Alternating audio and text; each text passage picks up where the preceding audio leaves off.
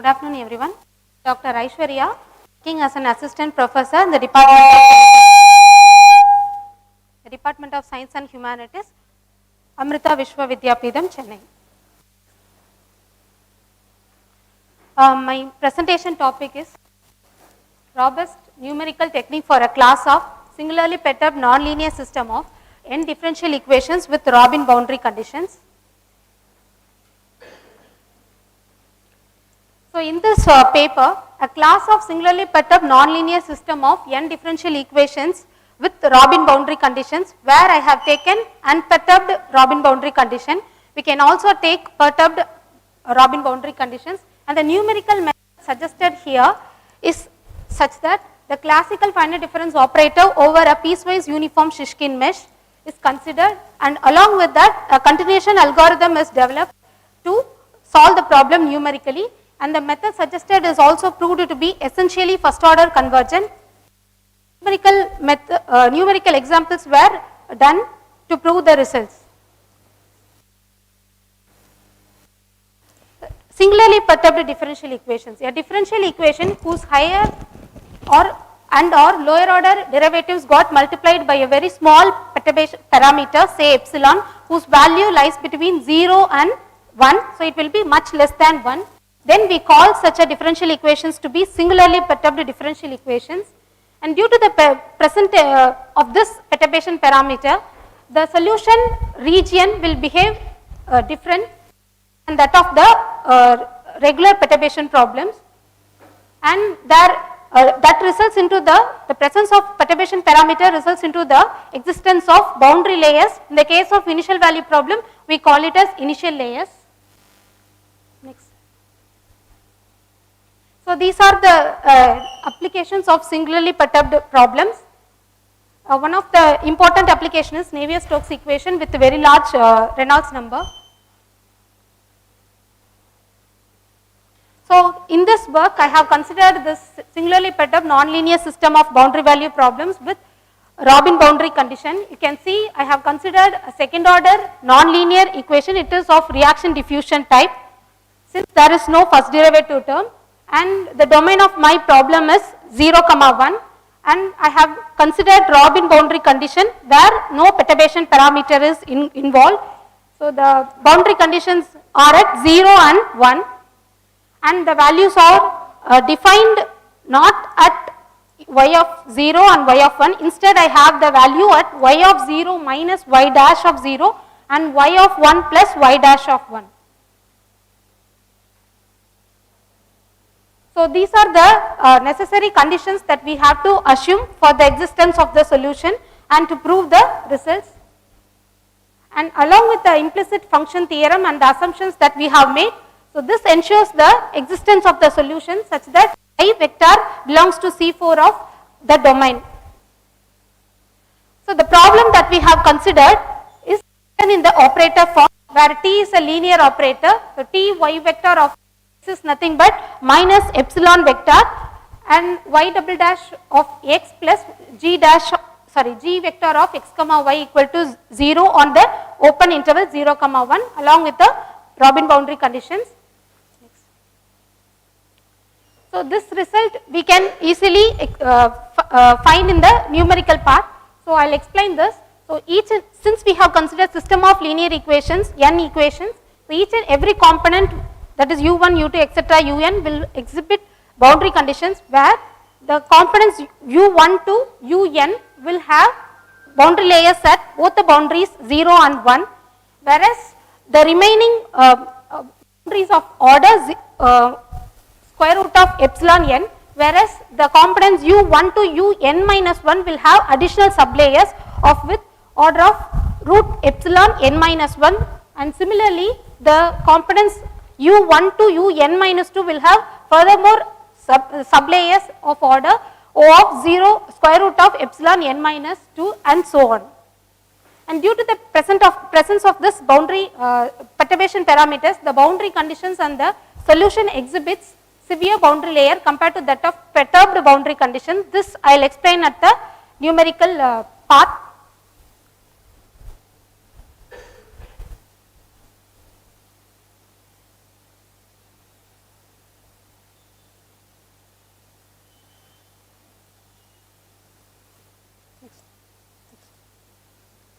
So this is the reduced problem corresponding to the problem that we have considered by taking the epsilon value to be 0.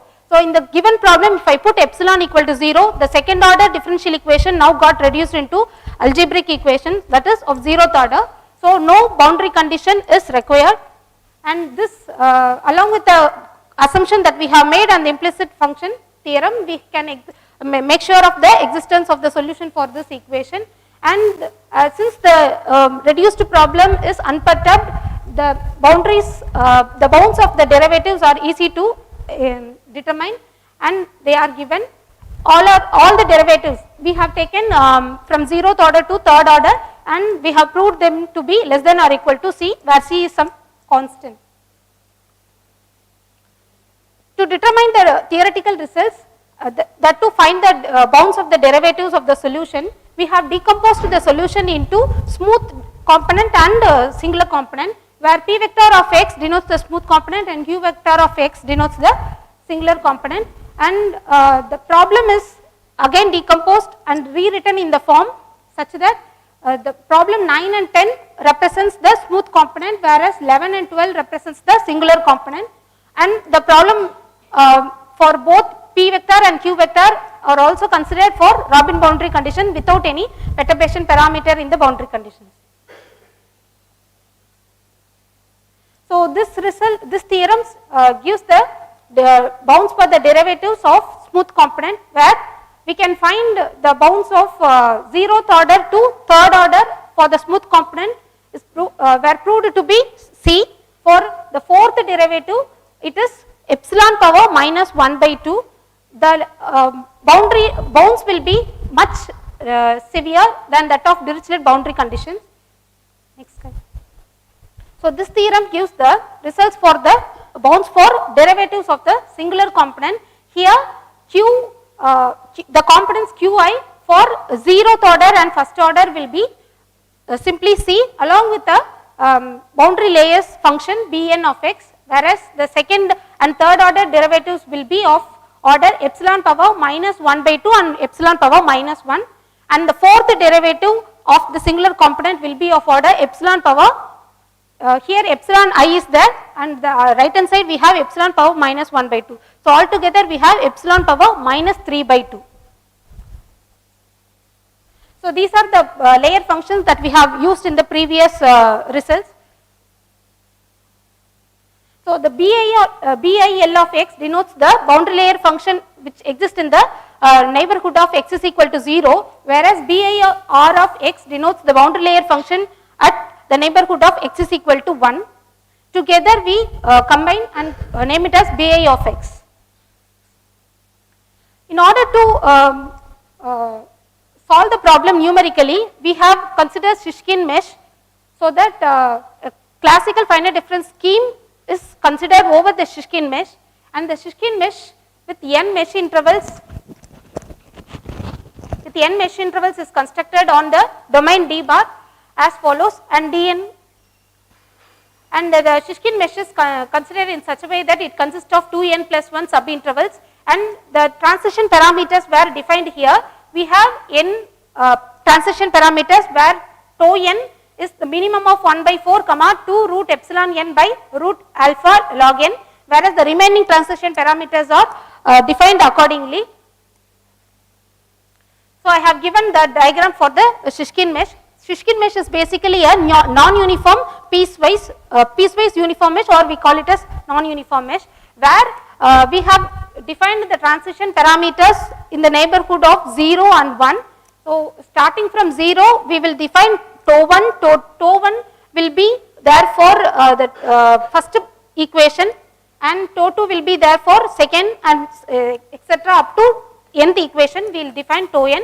Similarly, there will exist boundary layers at the neighborhood of x is equal to 1. So we have also defined transition parameters such that 1 minus tau 1, 1 minus tau 2, etc. 1 minus tau n. And we can see from 0 to tau n, similarly 1 minus tau n to 1, we call that region to be boundary layer region, where the mesh will be very fine, and the region from tau n to 1 minus tau n, we call it as outer region, whereas these two regions are called inner regions. So So, inside this inner region the existence of boundary layers will occur. We will place more number of mesh points at the neighborhood of boundary points. So, here we have included n by 2 intervals in the tau r, tau r plus 1 and minus tau r and a unit of domain. So, the discrete problem corresponding to the continuous problem is defined here. Here the discrete linear operator Tn is defined for the continuous problem, and this problem 13 along with the discrete boundary condition 14 will denote the corresponding discrete problem for the continuous problem we have considered. So, this lemma is essential for determining the error estimate between the continuous solution and the discrete solution. Next. So, the proof of this lemma is given. We have made use of the mean value theorem to prove this result. Here Tn dash is a linear operator. So, we can make use of the results that we know for the linear operator or the linear problem. For the same conditions, Robin boundary condition, instead of non-linear problem we can consider linear problem, and there exists maximum principal and stability result. We can make use of that. So, this is the corresponding linear problem for the same Robin boundary condition. So, the first lemma gives the maximum principal for the linear problem, and the second lemma gives the stability analysis for the linear problem for Robin boundary conditions. And making use of these two results along with the operator Tn dash, we have concluded that u vector for any two mesh functions, u and z, we can conclude that that will be less than or equal to C Tn u vector minus z vector. So, thus we are resulted into the final error estimate where y vector, small y vector will denote the solution for the continuous problem that we have considered earlier, and capital Y vector denotes the discrete solution corresponding to the continuous problem that we have considered, and the error between them were proved to be Cn inverse log n, that is almost first order convergence. And the proof for this theorem is given. A numerical illustration. So, in order to solve this system of linear equations, it's a vector problem. So, we have used the technique whatever we have done for scalar problem. So, the idea is given in Farrell et al, and the notations all are followed from that textbook, and the maximum pointwise error and the rate of convergence for the boundary value problems were given in the table 1 and 2, and the graph were also given. And here we have taken the number of mesh points to be 1024, and the epsilon values for 2 power minus 9 and 2 power minus 8 were given. So, this is the boundary value problem that I have taken. So, it is a second order non-linear problem, and it is a system of equations. So, y1 and y2 both will be there in both the equations, and this problem is defined in the domain 0, 1 with Robin boundary conditions without perturbation parameter, and the first condition is 1 and second one also I have taken to be 1. Here I have taken system of two equations. We can extend this idea to any n number of equations. So, this table gives the error. This error is calculated using the idea known as two mesh algorithm. So, where we will calculate the error for 64 mesh points, then we will calculate for 128. Similarly, we will calculate for 256, 5112, and we can extend to 1024, 2048, etc. So, we will compare the maximum error that we have calculated, and we will tabulate that in this tabular column. So, this eta value represents, eta is nothing but epsilon 1 is nothing but eta by 16, and epsilon 2 is eta by 8, and here we have taken the alpha value to be 1.899. This alpha value will vary from problem to problem. So, here the eta values were given in the left hand side of the tabular column. So, for the mesh points n 64, 128, 256 and 5112, I have given the maximum errors, and finally the maximum errors were calculated, and this Pn, that row gives the order of convergence. here we can see the order of convergence keep on increasing, whereas CPN denotes the error constant. This error constant is keep on decreasing. So this if we see diagonally, the error is keep on decreasing, 0.472, 0.38, 0.1231 and 0.63539. So diagonally the error is keep on decreasing. We can also identify that when the n value increases and the epsilon value keep on decreasing, the error is getting reduced. So the method is proved to be robust. Next. So I have taken the same problem, but here for the Robin boundary condition, the previous problem I have not considered any perturbation parameter. Here I have included the perturbation parameter. I have used the notation square root of epsilon I, since it is a reaction diffusion equation. For the same condition I have taken. Next. So the error estimates were given for the problem. So this diagram explains the boundary layers for the first example where no epsilon were involved in the Robin boundary conditions, and here epsilon 1 is taken to be 2 power minus 9 and epsilon 2 is taken to be 2 power minus 8. This is also for the first example, and this is the graph of first derivative, that is y1 dash and y2 dash for the same perturbation parameter values I have given. For the second example, we can also see the same, for the same values of perturbation parameters, there exist boundary layers in the neighborhood of 0 and 1. I have made the comparison between example 1 and 2 in the next slide. Here we can see,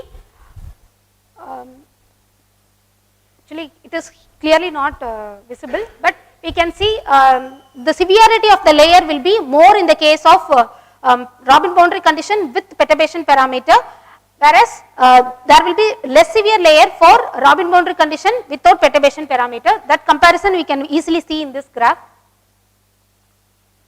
So from the table we have made the conclusion that the maximum pointwise error decreases diagonally, and the proposed numerical method is also almost first order convergence. So theoretically our result get coincide with the numerical experiments whatever we have done.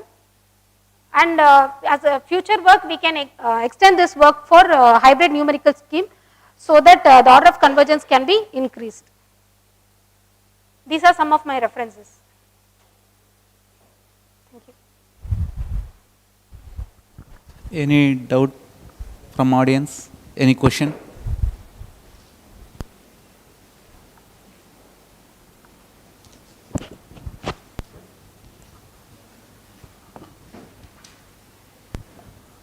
Why you are choosing mesh points, left open, right closed? Why you are not choosing closed intervals? T suffix n minus 1, n plus 1, you put open parenthesis left side, the mesh points. Right side you are taken closed interval, sub intervals. Sir, can I move to the? Is there any significance No, sir, you we take have like also that? considered that.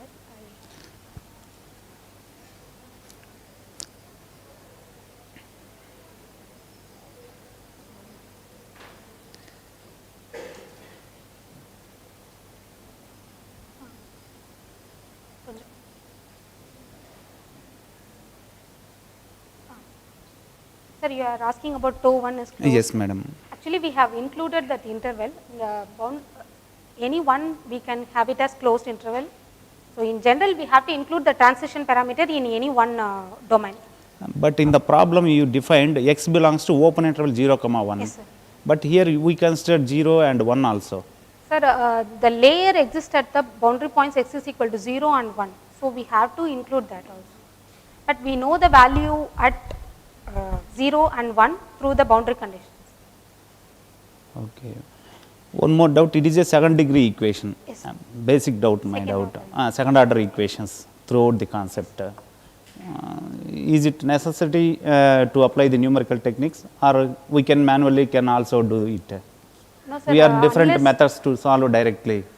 Since it is a nonlinear differential equation, the existence of exact solution will not be possible every time. So we are going for a numerical technique. Which method you applied, madam? Numerical techniques? Finite difference. Finite difference method. Okay. Thank you, madam. Please give a big claps to her.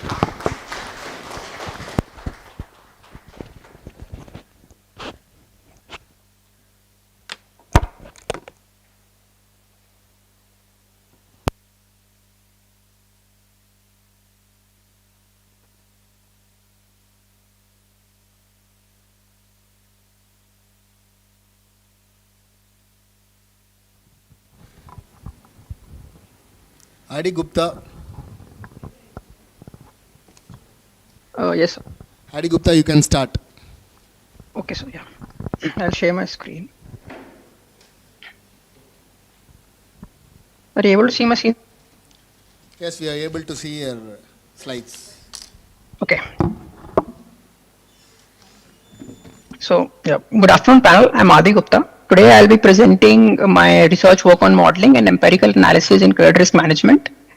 This project was done collaboratively by myself and Priya Gulati under the mentorship of Dr. Siddhartha Pratim Chakrabarti from the Mathematics Department in the Institute of Technology, Guwahati. Okay. Yeah. So the objective of the project was to perform a credit risk analysis using a data science approach to calculating the probability of default and further calculate the exposure at default, loss given default, and the expected loss for the applicants at a loan lending organization by the name of Lending Club. So further, we were also expected to use the calculated default probability to design a credit derivative similar to a credit default swap to hedge against an event of default. So the entire presentation is structured in 3 sections. First, in the first section, we explore 2 ML classification algorithms and how these can be exploited to calculate the term structure of default probability. In the second section, we establish the pricing strategy of a credit derivative, namely the credit default swap. And in the final section, we present the results of our implementation and calculate the exposure at default, the loss given default, expected loss, and then the premium of a simple credit derivative designed in the footsteps of credit default swaps using the calculated default probabilities. Coming to the first section, we'll go through 2 classification algorithms. So first, a classification algorithm weighs the input data to classify the input features into positive and negative classes. And when I talk about positive classes, I'm talking about binary classification. Here, the input data of an applicant is used to classify whether an applicant will default on the loan or not.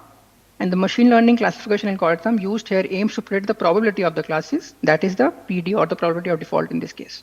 So we go through two distinct algorithms, logistic regression, which belongs to a set of algorithms which establishes linear relationship between independent and dependent variable.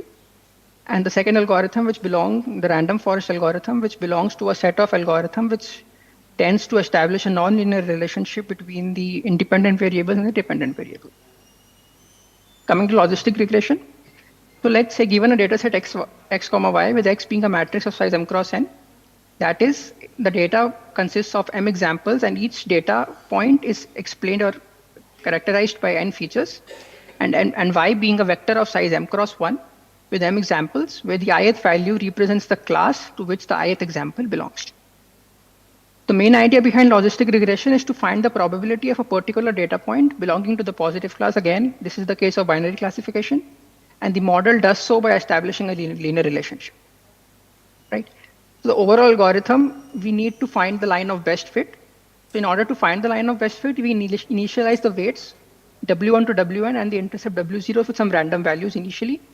And then we multiply it by the features or attributes x1 to xn. We had n features in our data set. So after multiplying and adding the randomly initialized intercept, we get an output A. So since we need the probability of this data point belonging to the positive class or belonging to the positive class, therefore we need an output between 0 and 1, right? So accordingly, we apply the sigmoid function to the output of the equation 1, which is A, right? Now, in order to update the weights, so initially we initialize the weights with some random values. So definitely we need some updated weights to get the optimal or the line of best fit. So in order to update the weights using the line equation, we calculate the loss or the cost function, which is given by equation 2. And we need to find the weights which minimizes this cost function. So obviously we need an optimization algorithm, and generally logistic regression model uses gradient descent as its optimization algorithm. And the process of updating the weights is given by equation 3. And so this is an iterative process. So once the weights are updated, again we go to step 1, we find the line of equation, we again calculate the cost function, we again try to minimize it. And we set a threshold before starting the experiment, and once the cost value falls below that threshold value, we stop the algorithm and we say that we have found the optimal set of weights. Coming to the second algorithm, so random forest. So implementation of the random forest algorithm involves the construction of many individual decision trees at the training stage, and predictions from all the trees are averaged to make the final prediction. So apart from just simply pulling the predictions of all the trees, the model is based on two key concepts. The first being, so not all the attributes are used to construct a decision tree. So we had n attributes. Let's say out of n attributes, we select only 5 of them to construct a decision tree. And further, only a random subset of the selected attributes are considered while splitting the nodes. So while splitting a node inside the decision tree, let's say out of those 5 selected attributes, we select only 2 of them to split a node in the decision tree. Right. So before moving on to the construction, we'll discuss two important concepts which will help in the formulation or in the construction of a decision tree. The first is the Gini impurity or the impurity criteria. So the decision tree algorithm uses some criteria to calculate the purity or the impurity of a node. Impurity represents a ratio between the number of instances of one class to the number of instances of another class. So I'm not saying impurity is equal to the ratio between them. I'm saying impurity just represents a disparity between two sets of classes. So there are many impurity criteria available like entropy, and the one we'll discuss here is called the Gini impurity. Gini impurity is given by equation 4, which is nothing but 1 minus summation of pi square, where pi is calculated by taking the ratio between the number of instances of the ith class and total number of instances. Second important concept is the information gain. So while splitting the node, first we calculate the impurity criteria of the parent node, which is nothing but the Gini impurity in our case. And after splitting the node based on some attributes or a set of attributes, we calculate the impurity criteria of both the child nodes as well. We add the impurity criteria of both the child nodes proportionately and then subtract it from the impurity criteria of the parent node to get the information gain. Now, the overall construction is as follows. So, as explained, we start with a root node. In order to split the root node, we calculate the impurity criteria, split it on some attributes, and then again we find the information gain. So this information gain is calculated for all the attributes one by one. So let's say we have 5 attributes that we need to split the node on. So we'll split the node on one attribute at a time, and in this process we'll have 5 information gains. So we'll select the attribute with the highest information gain to be the one we will split the node on. And this process continues. And once we reach a node with an entropy impurity of 0, we'll stop the process. So note here that this is an ideal stopping criteria. In reality, and we will never reach a node with an entropy or Gini impurity of 0. So again, we set a threshold value here. And if the impurity of the node falls below this value, we'll stop the algorithm. Now, coming to the credit derivatives. Credit derivatives are derivatives whose payoffs are affected by the default of a specified reference entity. And in the case of credit derivatives, the reference entity are credit assets like loans, bonds, or mortgages, etc. So, as in any other derivative contract, a credit derivative contract also consists of two counterparties, the protection buyer and the protection seller, which agree on a contract related to the default of a reference entity. Here we present one such credit derivative, namely the credit default swaps. So credit default swaps are the most straightforward credit derivative.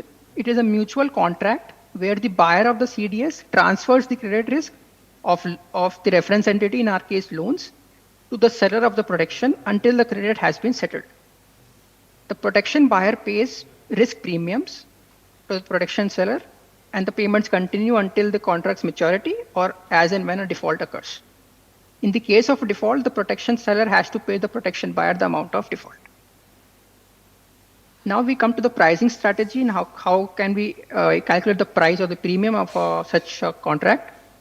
So first, CDS spread is the premium paid, and which is a periodic rate once again, and here we'll consider the period to be a year.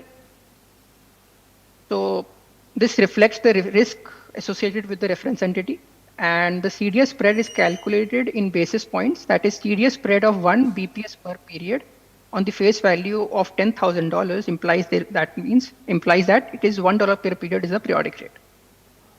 And the following figure illustrates the overall CDS concept. Again, the credit risk is being transferred from the protection buyer to the protection seller, and the protection buyer is paying the risk premium or the spread to the protection seller. And in return, if a default occurs, the protection seller will pay back the default payment to the protection buyer. So in order to price such a contract, we equate the present value of the premiums paid by the buyer of the protection to the present value of the loss incurred by the seller of the protection. So to do that, first we'll go through some notations. So let CDS spread of the contract per annum be denoted by C. Let the notional underlying amount of the face value of a bond be denoted by N, and the premium payments occur at discrete times Ti, with T0 being 0 and Tn being the time of maturity. So we first determine the present value of the premium. So let D be the discounting factor and delta T be the time difference between two successive fee payments. So equation 6 gives us the present value of the fees, where AD is the actuarial on default, why is it added will be explained in the next slide. So actuarial on default is included since if a default occurs between two payment dates, fee must be charged only for the period between the last payment date and the payment time of default. And a factor of 2 appears as it is expected that defaults occur on average in the middle of a payment term. So on an average, we say that the default will occur right in the middle. So next we determine the present value of the loss, and equation 8 gives us the present value of the loss incurred if a default occurs.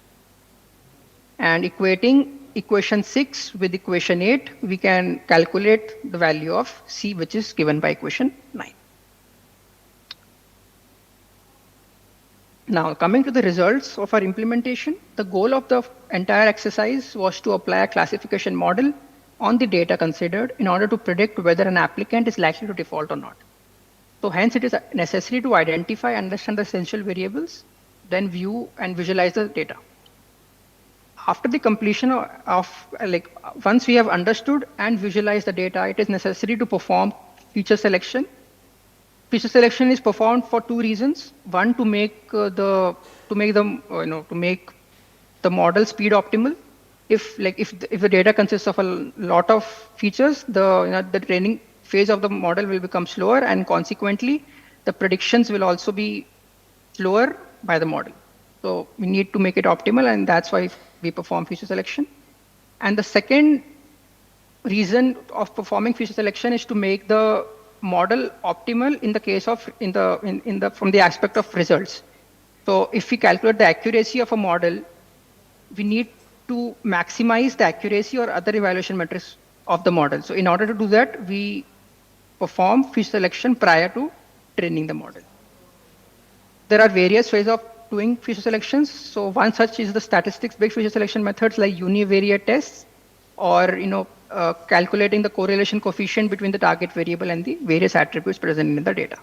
And the figure represents the Pearson correlation coefficient between the target variable and the various attributes, like you can see here, the number of accounts of the loan applicant, the annual income of the loan applicant, the total payment done till now by the applicant, and so on. Now, once we have selected the important features, the data has to be pre-processed before the training phase can start. The pre-processing step involves removing or filling missing data, removing unnecessary or repetitive features, and converting categorical features to dummy variables. And finally, the processed data is split into training set and test set.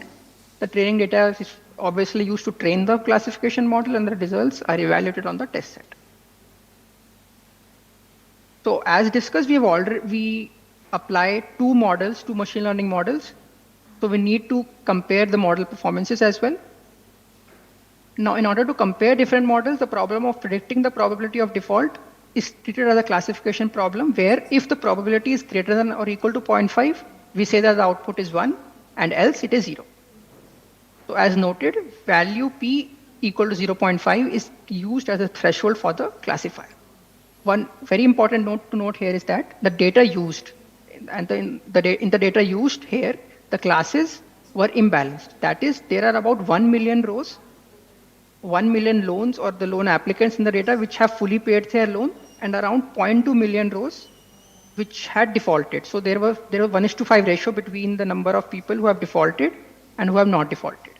Therefore, accuracy is not a good metric to compare different models, and instead we use the confusion matrix to measure other performance indices like recall, precision, and the F1 score. And the following two tables shows the evaluation metrics calculated for the training dataset and the testing dataset for the logistic regression algorithm.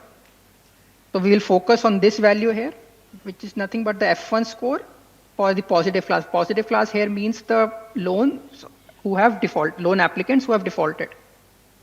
And this F1 score shows the harmonic mean between precision and recall. So in one way, F1 score includes both precision and recall, and so thus we'll focus on this metric to compare both the models. Coming to the second algorithm, random forest, again we have shown the tables for both the training result and the testing result, and as you can see, the F1 score is much better, 0.92 in the case of random forest and 0.77 in the case of logistic regression. So in this way, we can say that the data that we have used, there exists a non-linear relationship between the independent variables or the attributes and the target variable, which is nothing but the probability of default, right? Now, once we have calculated default probabilities, we go on to calculate the exposure at default, the loss given default, and finally the expected loss. Upon doing that, we have to calculate the premium of the credit derivative as well, and to do that, we have made some certain assumptions here, which are as follows. So there is only one. So when we discussed the CDS contract, we said that there are multiple payments that are made from the protection buyer to the protection seller. But in our scenario, we'll assume that only one payment occurs from the protection buyer to the protection seller, either at maturity or at the time of default. To calculate the discounting factor, we have assumed that the prevalent risk-free interest rates are nothing but the discounting factor. For the calculation of actuarial amount, we have assumed the same, that on an average, default occurs right in between of a payment period, and at the time of the contract writing, the remaining loan amount, including interest, is taken as the notional amount, and the loan is treated as a default. The table 5 shows all the calculations done once the probabilities of default have been calculated. It shows the EAD, LGD, and the EL, and finally the credit derivative price for some randomly selected customers. Right? And to note here, the credit derivative price is given in basis points. That's why it's in decimals. So the main objective was to calculate the default probability as already discussed, and to calculate the EAD, LGD, EL, and the credit derivative price, and that has been done. Some direct conclusions can be made on the observations on the results, such as the calculated derivative premium is higher for loans linked with obligors with high probability of default. So higher the probability of default, the more the premium of the contract will be, which is a direct conclusion. And the premium is higher for shorter duration loans. So a loan with period of 1 month left has more premium than a loan which has a term of 1 year left. That are some conclusions which can be made on the results. That's it from my side. Thank you. Audience, any question? Oh, sorry. I'll share the screen again. Okay, sir. Please give the big claps to him. What about complexity of your algorithm, sir? You described 2 algorithms. You compare with any previous existing algorithms?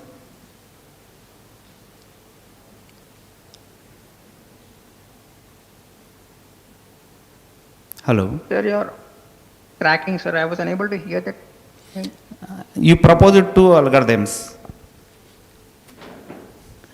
Logistic regression and another random forest. So can you tell me the slide number? I'll go to that. After introduction, I think algorithms, 2 algorithms, classification in the classification algorithms. Okay. Whether you described or you adopted. Sorry? These two algorithms you only proposed or already these are existing? Sir, I'm unable to hear you properly. If someone is near to the laptop, can he repeat the question? Okay. Okay.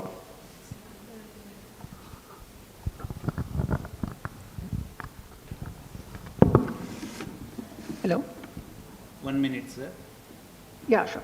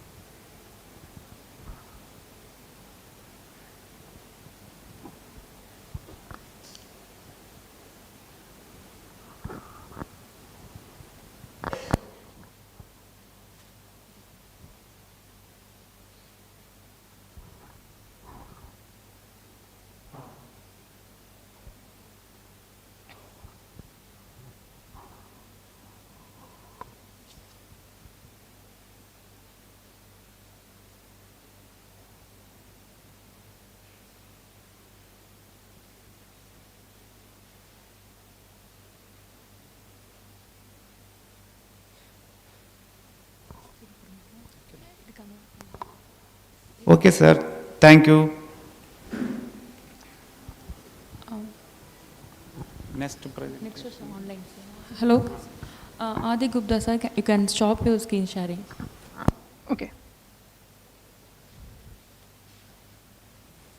Yeah, Rachna Bhatia ma'am, are you ready? Yeah, I'm ready. Yeah, you share can the start. screen? You can share your screen. Can I leave now? Is my screen visible? Yeah, visible ma'am, you can start. So, yeah. Good afternoon, everyone. I am Dr. Rachna. I'm working as an assistant professor in the Department of Mathematics, School of Advanced Sciences, VIT Vellore. Today, I'm going to present a paper entitled "A Computational Study of Time-Dependent Nonlinear Schrodinger Equation with Cubic Nonlinearity." So these are the outline of the presentation, introduction, then I'll explain the numerical scheme, the numerical simulations, conclusion, and the references. So we know that numerical methods are very important when the exact solutions of some problem, maybe it is differential equation, as many mathematical models in engineering and applied sciences are described in the form of a PDE. And generally, if the PDE is non-linear or linear, the exact solutions are not available. So in that case, we go for the numerical solutions. Okay, so there are many numerical schemes like finite difference method, finite element method, other numerical schemes are developed to solve the non-linear or linear PDEs. So I'm going to use B-spline collocation approach to solve the Schrodinger equation. So I'm starting from the introduction of B-splines. So B-splines are spline functions only, and they which have minimal support with respect to given degree smoothness and domain partition. And the Debord gave the recursion formula, which is given in this slide, which any B-spline of degree D at the node J can be calculated as a linear combination of two B-splines of degree D minus 1, lowest degree means, at the node J and J plus 1. So this is the 0 degree B-spline at the node, 0 degree B-spline at the node J, which says that it will be 1 between two consecutive interval xj to xj plus 1, otherwise it will be 0. Same way, this is first degree B-spline, means it is a hat function into on two consecutive interval. It is given by like xj to xj plus 1, it is a straight line, and again xj to xj plus 1, It is a straight line, so it is a hat function. So it can be obtained by combining two 0-degree B-splines.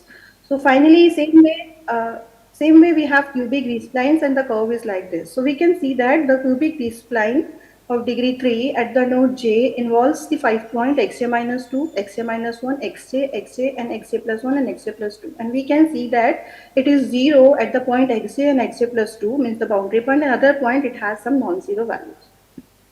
So there are some attractive property the B-spline functions have, which make them very, very useful to solve the PDE.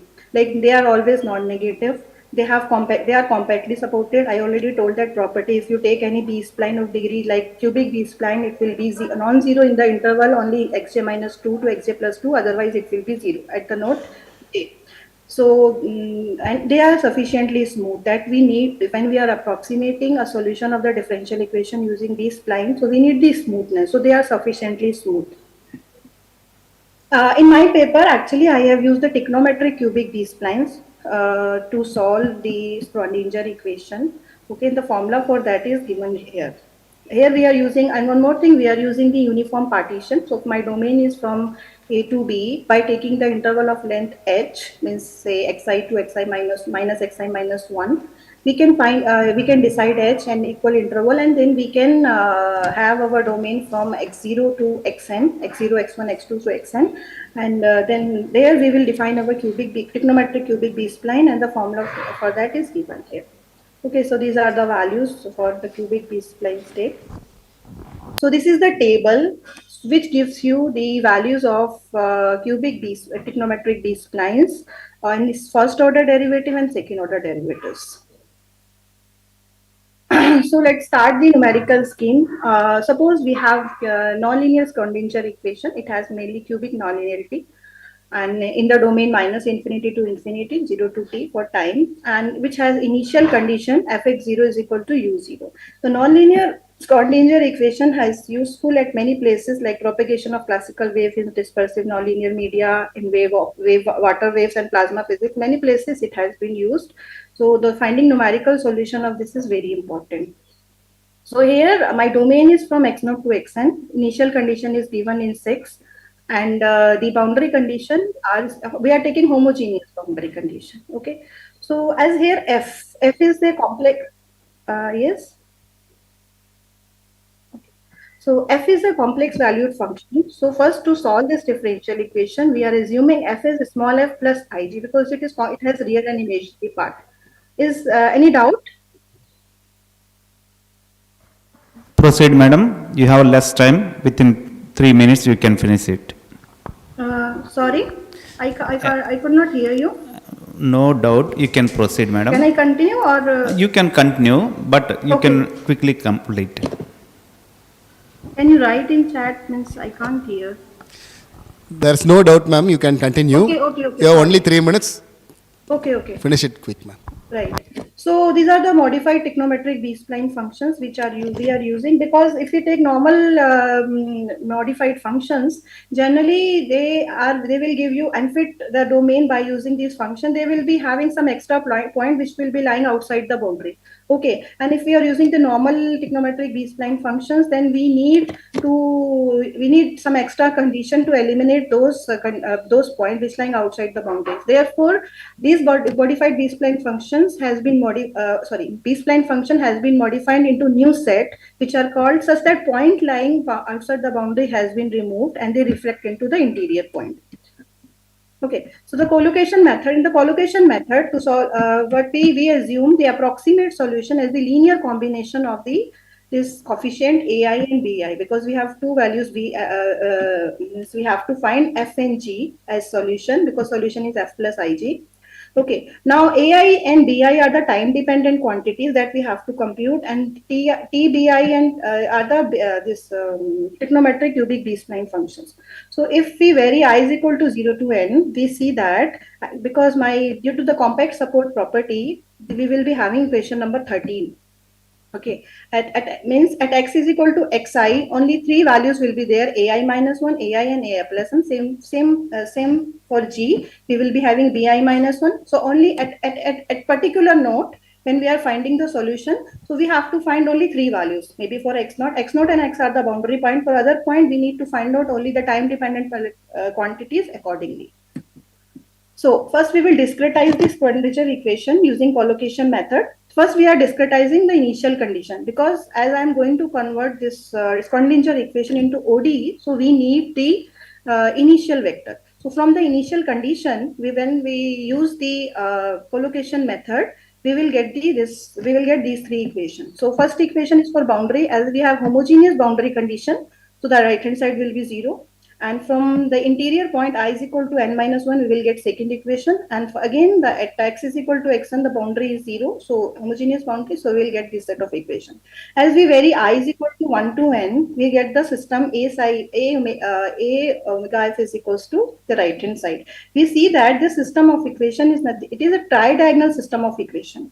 Okay, and we need our initial vector. So we have used the this Thomas algorithm to solve this system, so that initial vector AIs and BIs can be found. Now we will discretize the equation at the interior points, because boundary conditions are already known. So at x naught and xn we can use directly. So these are the discretization at the interior node using cubic B-spline functions. And we can see here, if we substitute the B-spline and its derivative here, we will get these two systems. And these are nothing but system of first order differential equations, okay, YF and GF. So to solve, YF and YG, to solve this, we need the initial vector that we have already found using the initial conditions. And this system, we are going to solve using Runge-Kutta method. Phi I and Psi j are the right-hand sides, okay. So we have used the Runge-Kutta method to solve the system of equation, and for that, once we have initial vector, we can find the time solution at the higher time level, and we can repeat the process. Now, as we have shown the numerical scheme, we will just check the accuracy of the scheme. For that, we know that it rely on the conservation principle, and there are many approaches that have been developed to preserve charge and energy during the simulation. So we have also examined the applicability and accuracy of the scheme by evaluating the conservation laws, mainly charge and energy, because they are the most relevant conservation law in this case. The formulas are given. So first problem, we have studied the numerical study. We have studied the singleton solution in single wave. Here, in this case, we have the exact solution. Okay, so we have compared our result from the other scheme. Proposed scheme results are given, and we can see that our method preserves the conservation quantity very well. Okay, these are the for different values of gamma and different time level we have shown. These are the graphs at different time level, real part, imaginary part, and then the f is equals to small f plus ig. The graphs are shown at different time level. And then second example, we have taken birth of the mobile soliton. Again, we have checked the accuracy by calculating the conservative quantities, and we got very good results. We have compared the result with literature also. So these are the graphs at different time level and for different parameter values. Then third example, we have studied the bound state of solution. And again, to check the accuracy, we have calculated the relative change in the conservating quantity, and results are given. These are the graphs for different time level. So in conclusion, we have solved one-dimensional Schrödinger equation using modified form of trigonometric cubic B-spline function with collocation method, and it provides a efficient way to deal with the Dirichlet boundary condition. Okay, using modified functions. We have also calculated the computational complexity, and it has been found linear in terms of number of operation. Order of n means linear. We have compared our result with the literature, and we have got very good results. So in future, this same work can be developed for the higher order partial differential equations. These are the references. Thanks. Is there any question?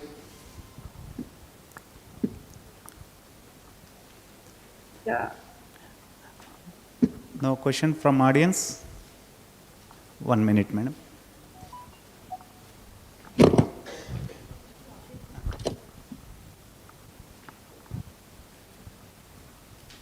Any questions? 1 minute, madam.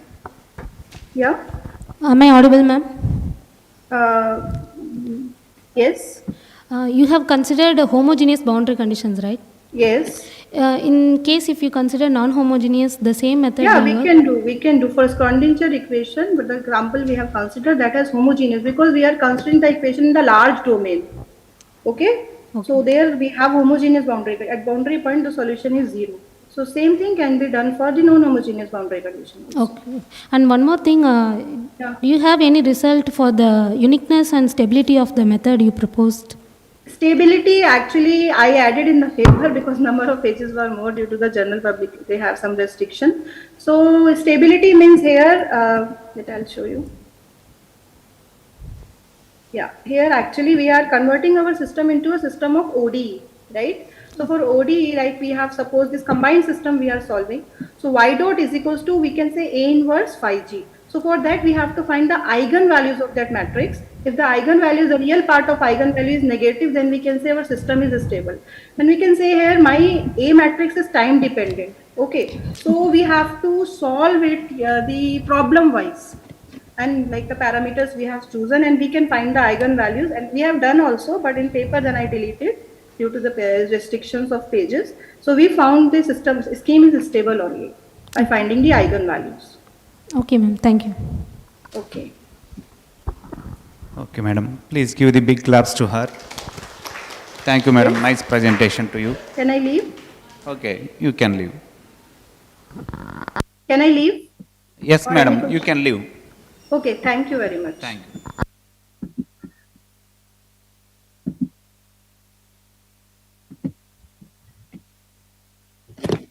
So please take a tea break, 15 minutes.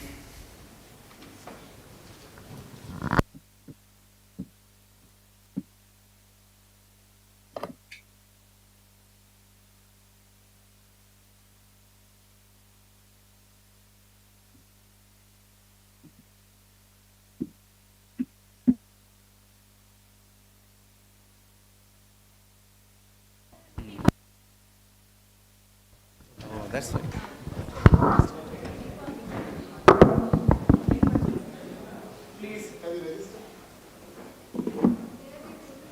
One more presentation is there. Sorry. 5 minutes. Please wait.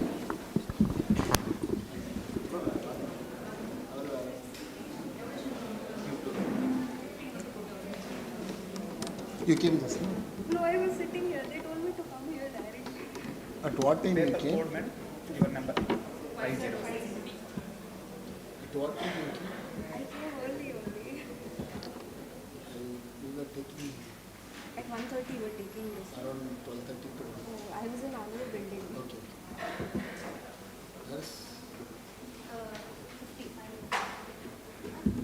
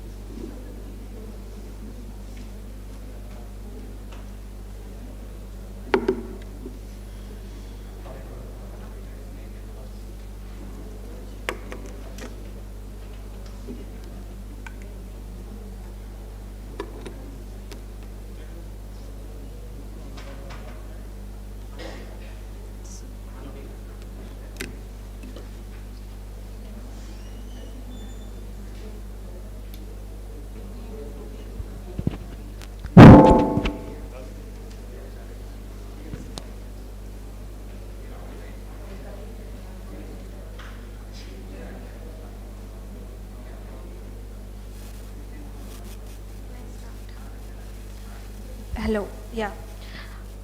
Good afternoon, everyone. I'm Parvati Pradeep.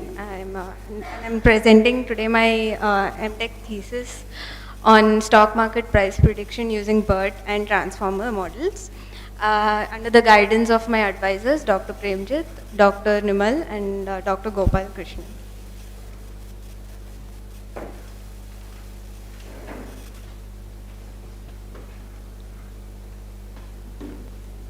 Thank you. So, in the world of stock market, stock market price prediction is always full of unpredictability and randomness. So, predicting the price has always been an Herculean task.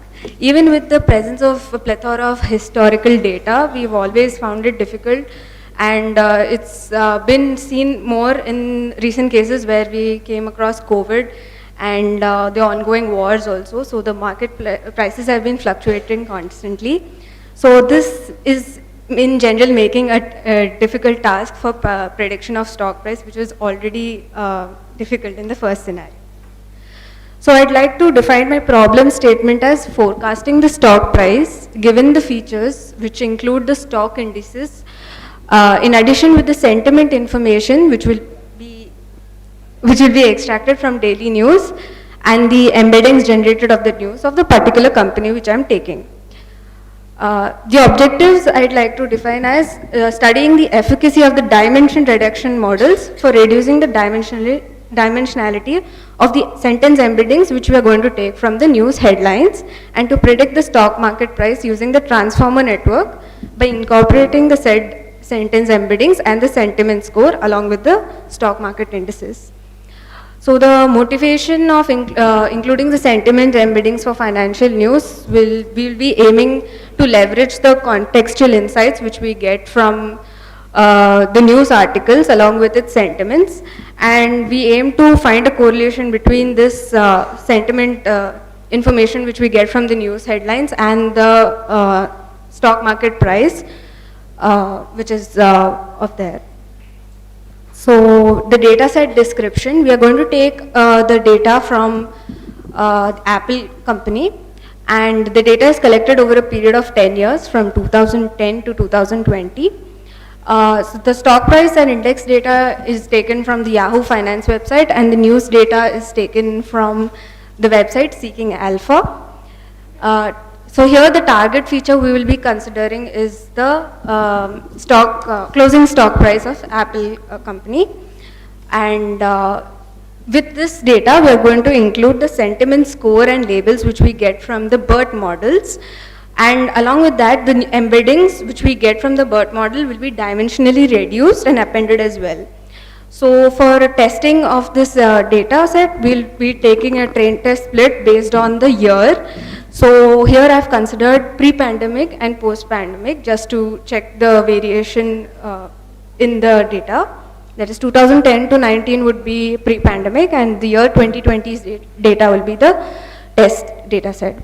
So here I'll be, there are some features which are considered in the data set, which are stock indices, are open price, which is the price at the beginning when the trading is begun.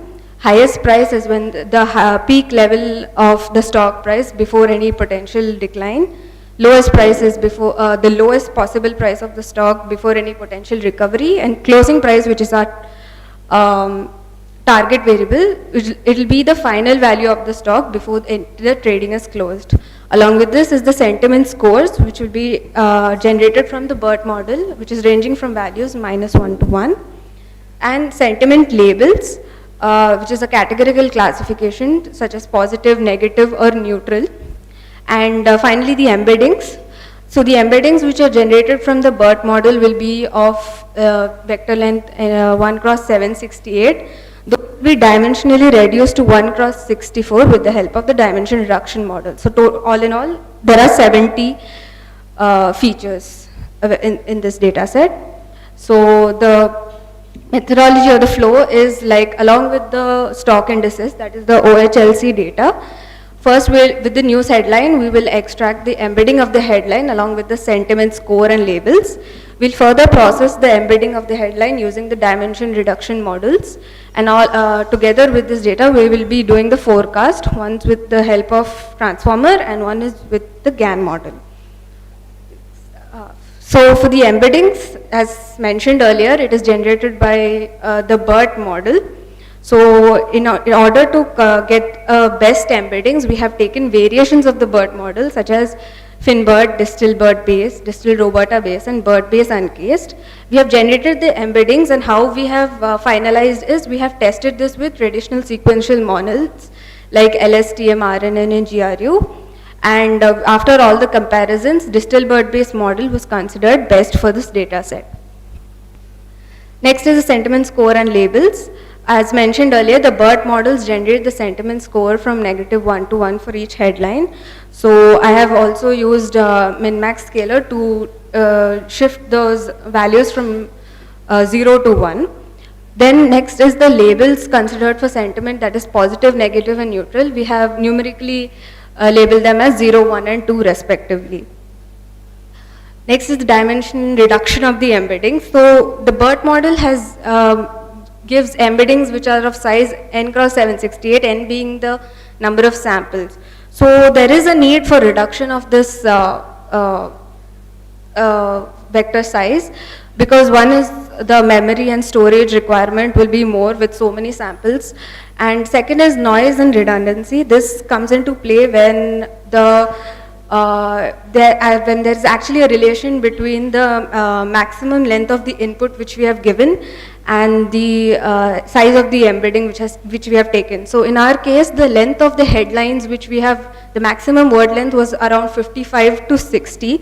So we have rounded that and we have taken that into consideration and decided upon a value of 64 as the new reduced dimension of the embedding vector. So the techniques which we have used here are principal component analysis and encoders. Principal component analysis linearly transforms the data, whereas autoencoders includes both linear and nonlinear relationships. And when we were comparing the results also, this was evident. So autoencoders was chosen as the dimension reduction model for this embeddings. Next is the forecasting. So two methods were considered here for this work. One is the transformers and one is generative adversarial networks. So with respect to the base paper which we have considered here, that is the stock price prediction using generative adversarial networks by Lin et al. This paper had proved that the GAD model was and its variations was successful in testing the same stock price prediction as compared to the sequential models. So we had decided to choose work with the GAN model as well with this new dimensionally reduced data set, and the performance will be compared with the RMSE metric.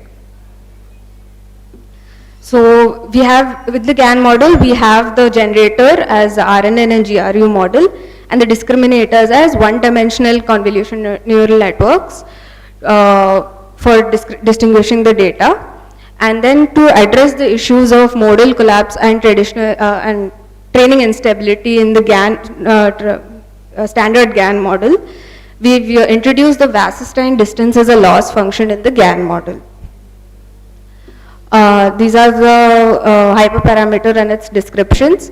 Time step here we were considering in a sequence of increments of 10 because we were getting the results accordingly, and the GAN model's convergence was happening for a larger number of time steps better than for a lesser number of time step. And the loss function here, as mentioned earlier, we've used the standard GAN loss function and the Wasserstein distance loss. So here are the results with the GAN model and the Wasserstein infused GAN model. With both the training and test combined, that is, we have taken the whole entire 10-year data set combined, and with training and test separate is the split we have mentioned based on the years.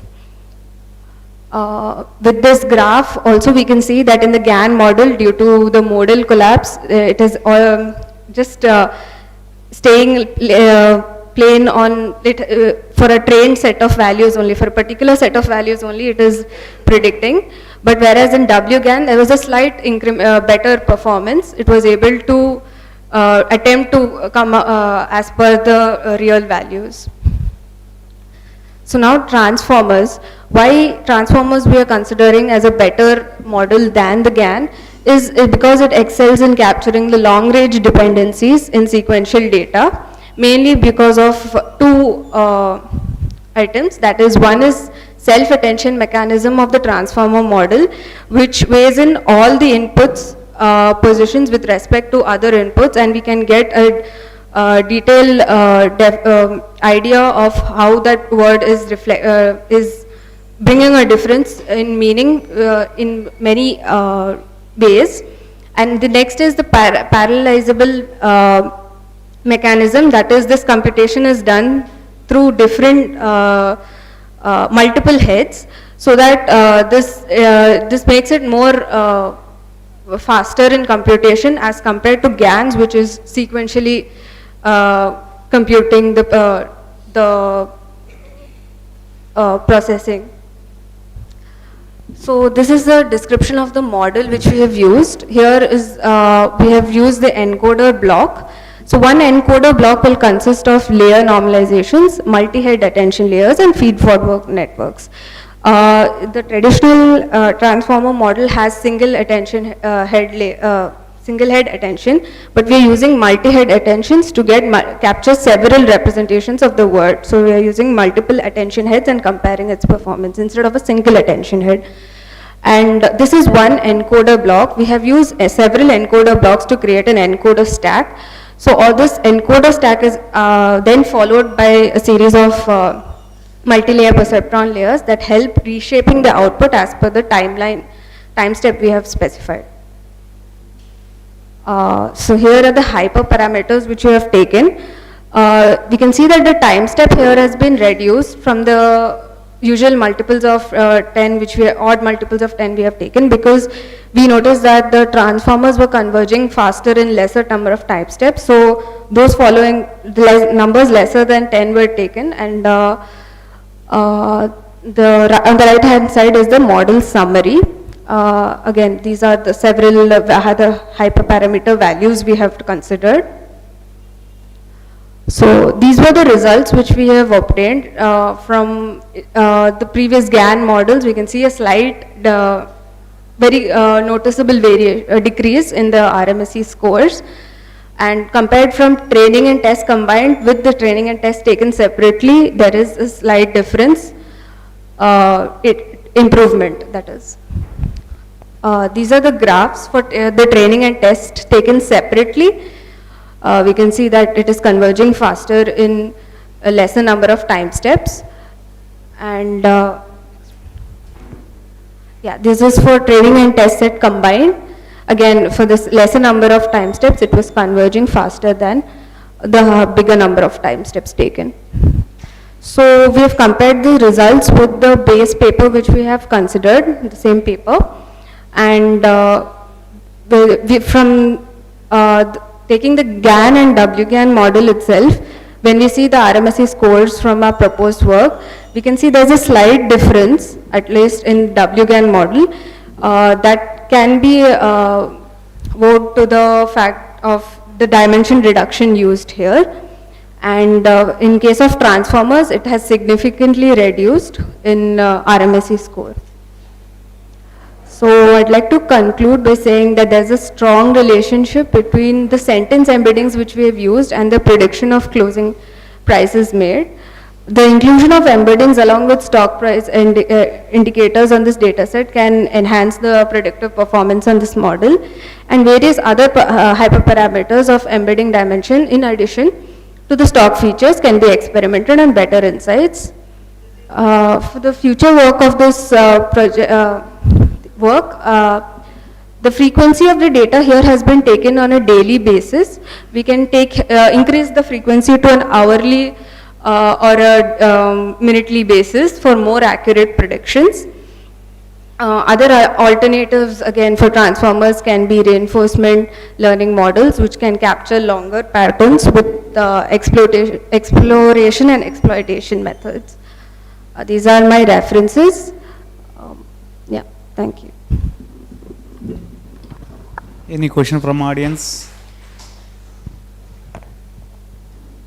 Okay, you have any experience in stock market, madam? You invested any money? No, You tried not- practically? Not personally, Okay. but yes.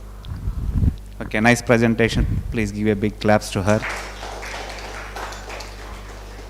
Please take tea break.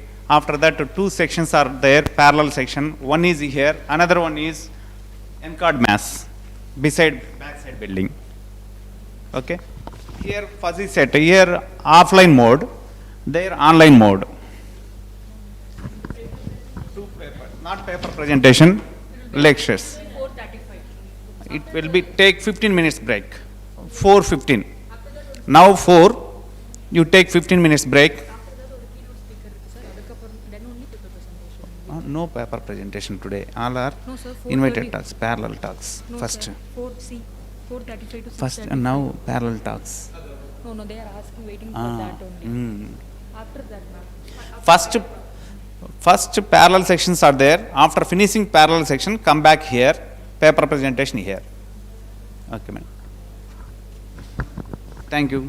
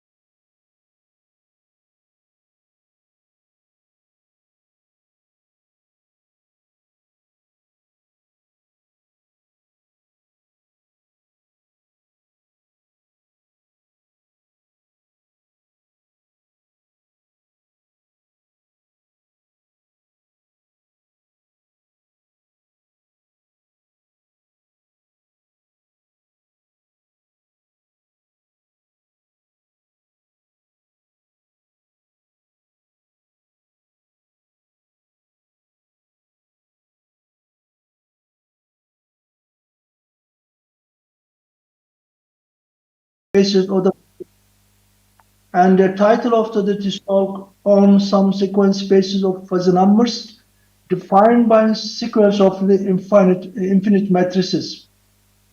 Actually, before that, in the many branches of mathematics and engineering, we often come across different types of the sequences, and certainly there are situations either the idea of the ordinary convergence does not work or the underlying spaces does not serve our purpose. So the idea with such situations, we have to introduce some new type of some measures which can provide a better tool and a suitable framework. In particular, we interested to put forward our studies in the fuzzy like situations. So the concept of the fuzzy set and the fuzzy set operation, we know that the first time the introduced by the Zadat in the 1965, and also he gave them many fundamental information about the fuzzy set and the fuzzy set operation. Following to the Zada and the Matlock, consider the sequence of the fuzzy numbers. We define new sequence spaces by using the fuzzy numbers. And Nanda, after the Matlock, Nanda considered that and some sequence spaces of the fuzzy numbers, such as convergence sequences and bounded sequences. And also he showed that those sequence spaces and the complete metric spaces. And one of my colleagues, we defined statistical convergence for the fuzzy numbers in the 1995, and the Nurai allowed this paper to define lacunar statistical convergence, and also he has given some equation relations between the set of the statistical convergence and the lacunar statistical convergence of the fuzzy numbers. But Nurai proved that sufficient part of the theorems, and the necessary part was the open problem, and Owen and Sim continue to study statistical convergence and the lacunar statistical convergence sequence of fuzzy numbers, and they demonstrate that Nurai condition is sufficient as well as necessary. And also I consider the double sequence spaces, the double sequence spaces of the convergence double sequences are bounded to double sequence spaces. And also I show that those sequence spaces is the completed sequence space of the fuzzy numbers. And in some other papers, I consider the Dole-Poisson to define new sequence spaces by using the fuzzy. And this paper, actually, I will define some new sequence spaces by using the parametric regular matrices and also the fuzzy numbers. Actually, everyone know that fuzzy numbers, the fuzzy definition of fuzzy numbers, fuzzy sets, you can find in any books the definitions and some properties. I just the summarize here. There is the one sets the CRN. This is the compact and the convex. A is this compact and the convex, and this space has a linear structures by the operations A plus B, this one, and also mu A and this one. So for each AB belongs to the CRN, and the mu also belongs to the Rn. And between the A and the B of this CRN, which is called the Hausdorff distance, we define this one that the infinitive AB, and it looks like this way. And we know that this spaces also is the completed metric spaces. Fuzzy number is a function x from the Rn to this interval, the 0 and 1, that is a closed interval, so that this satisfies that x is the normal, This means that there is a axis and x0 this belongs to the Rn such that it is equal to 1. And the next one is the x is the quasi convex. This means that for any x and y belongs to the here and lambda between the 1 and the 0, and we defined this one. And also x is the upper semi-continuous. And the last one, this set, closure of this set is denoted usually xc. This is not the complement, is the closure, is the compact. And the properties imply that for each alpha between 0 and 1, we call that alpha level set x alpha. We define this one. This is the non-empty compact complex subset of the Rn and with the complex part. If consider the R between the of Rn, at that time is the role, it will be changed a little bit. Then this set reduced to this interval, and we can define the Hausdorff distance like this way. And usually throughout this paper, R denoted set of the all fuzzy numbers, and this is also linear structures under this additions and scalar multiplications, this one. And also the level sets we can define like this way. And between alpha is between the 1 and the 0. This is, there is a map from the LR the times LR equals to R, and we define the metric like this way. This metric under this metric, these spaces are these spaces. This is the complete metric spaces. So this is actually in the references tree we can solve this one. Before the mention, Nanda, they consider the sequence spaces bounded and the convergence sequence space of the fuzzy numbers, and he showed that this is the complete metric spaces. Some other studies, it can be defined the references for 10, 12, and 13. We know that convergence sequences, boundary sequences for the real numbers, but what about it is going on to the numbers? Nanda actually they show that and they prove that this space is the complete. And he defined some definition. He has given us some definitions about the fuzzy sequences, how do the convergence and how do the boundary.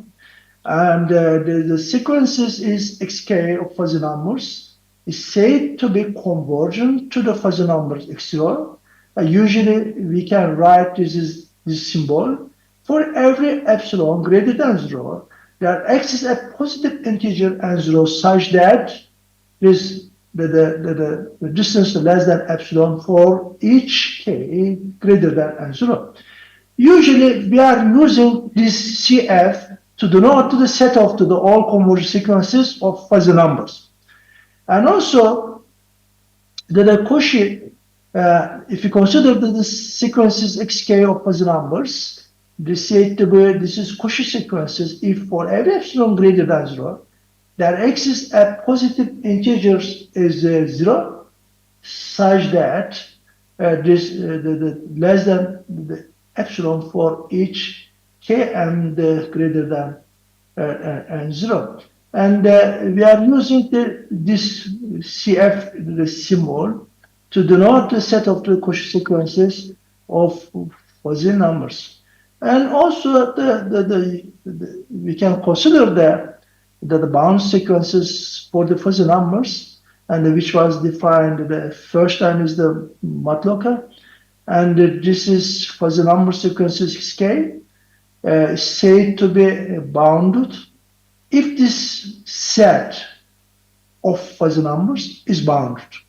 Usually we are using an infinitive f to denote the set of the all bounded sequences or fuzzy numbers. So we know that this is CF, the subset of the L infinity to f. This already shown by the Nanda. And also those spaces, the CF and the L infinitive F, those spaces are the complete metric spaces. And now, actually contributed the statistical convergence and the summability theory of the fuzzy numbers. We know that first time the Friedrich papers, they get to the link between the summability and the sequence spaces, and later on some others, the author, they extended this idea. So known idea to study of strong P0 summability of sequences and of the fuzzy numbers. He defined the strongly P0 summability, the non-respect that he defined the sequence spaces. X equal to the xk, the fuzzy numbers, and P is the positive real number. And X is this, said to be strongly P0 summable if there is a fuzzy numbers x0 such that this limited axis and equal to the 0. This means that there is the one sequence spaces, this one, and this is xk for some fuzzy numbers x0, this limited axis. And throughout this paper, we will use this symbol to denote this summability. And if this limit axis, we say that x sequences is strongly P0 summable to the x0. So also he defined, actually we defined this one, but he used this one, statistical convergence for the fuzzy numbers. And the sequences xk is said to be a statistical conversion to the fuzzy numbers x0 for every epsilon greater than 0. This limit is less than n. This is some mistake here. This should be the n here. I'm so sorry. And this is the greater than epsilon. This limit exists and equal to the 0. And that time we are saying that xk statistical conversions to the x0, and we are using to show that this symbol. And this set actually organized this set like this way. This set is consists of the xk for some x0, and the limit is exists and equal to the x0. This is the first time was defined myself and one of my peers students 1995. And also the known prove that this theorem and xk and yk sequences of the fuzzy numbers, if xk statistical convergence to x0 and c is the complex number, so the real number, then this is also this limited axis and equal to the cx0. And the first and second one, if xk statistical convergence to the x0 and yk is statistical convergence to y0, then is summations the limited axis and equal to the x0 plus y0. So this theorem was proved by the known, and also he used another definition which was given by the Nanda, and he used in his paper. And the xk is the number said to be statistical quotient if for every epsilon greater than 0 there is a positive integer and 0 such that, and this limited axis and equal to the 0. So you can use also another the verse that you can see. This is the letter epsilon, almost all the k. I proved some another theorems. Is the sequences of xk of fuzzy numbers is statically quotient, then there is a convergence sequence yk such that xk equal to the yk almost all k. Then the first theorem he proved that one. And the next one he proved also is very important proof. And the real case was that the proved by the Friedrich, and he proved that for the fuzzy numbers, And if xk is a sequence such that then this sequence is statistical convergence to A and also is satisfied to Tauberian conditions, then limit xk equal to the A. So this is the very important statistical convergence. Actually, statistical convergence sequences is not the convergence. Every convergence sequence is statistical convergence, but the converse usually is not true. But if to satisfy this condition, that time sequence will be the convergence. And also he proved another theorem, and this P is between here the real number, and the X is a strong P zero summable to X0, then it's statistical convergence to the X0. And the next theorem, if xk is a strong P-Caesar summable or statistical convergence to x0, then there is a convergence sequences y and the statistical null sequences z such that this limited x is equal to x0 and the zk statistical conversion to 0. Also, this theorem was proved by the norm. Friedman and his friend they define Laplace sequences. Laplace sequences is the theta and the equal to kr. Actually, k0 equals to. This actually is the increasing sequence of non-negative integers with this interval is going to the infinitive, r is going to infinitive, and the interval we can use this symbol theta to show that interval, and the IR, the KR minus the KR, this one, and HR is the KR minus the KR minus 1. And they define this sequence spaces. This is the Laplace sequence spaces. We defined by the Friedman and his friend. And many people use the Laplace sequence spaces to define new sequence spaces. But first time, the Nurai considered this one for the fuzzy sequences. And he defined the Laplace statistical convergence such as this sequence is said to be Laplace statistical convergence to the fuzzy number x0 if for every epsilon greater than 0, this limited x is equal to the 0. This was defined by the Nurai. And usually we are using the show that the set of the Laplace statistical convergence fuzzy numbers, we are using this set S theta. And he gave also another definition, and this definition is there is the sequences Laplace strong P summable if there is a fuzzy number x0 such that this limited axis are equal to the 0. And also we are using this symbol to show that the set of the Laplace strong P zero summability. And after this definition, he has given those theorem. This is very interesting theorem, but it was the open actually.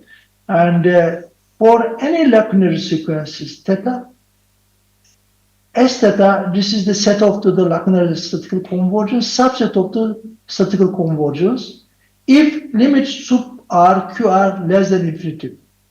But another one, for any Laplace sequences theta, and this is condition is changed, but inclusion also it turned the converse, and so there is the here. I'm so sorry. It should be this one S. This is the S theta. This is the small my mistakes. So this is the converse inclusion that is satisfied. But the known and Shim, they realize that this theorem can be proved for the necessary cases, and actually they show that Nurai condition is the sufficient as well as the necessary, And they prove the new theorem, and one of them is the xk is statistical convergence and also Lagrange statistical convergence. Then this limit is exists and equal. And they completed the Nurai theorems as follows. And this is the Lagrange sequences, and the x equal to the xk. This is the sequence of Fuzzy numbers. Then they show that this sequence subset of this sequence spaces if and only if limit sub q are less than infinity. But the Nurai was show that S theta subset of the set if this condition is applied. So they prove that if and only if. And the next one also, they get the inverse inclusion, and also if and only if this limit in QR greater than 1. And also they prove that this is the set, both set is equal if only if this condition is satisfied. So they completed the Nurai papers by proving this theorem. And also they proved another results, very interesting results. There is the one molecular sequences, xk, xk, and sequence of Fuzzy numbers. Then n theta is proper subset of the s theta. And also this is sequence is the bounded and the Lagrange sequences, there is subset of the n theta. And L infinitive is the bound of sequences. So they got some more results for those sequence spaces, but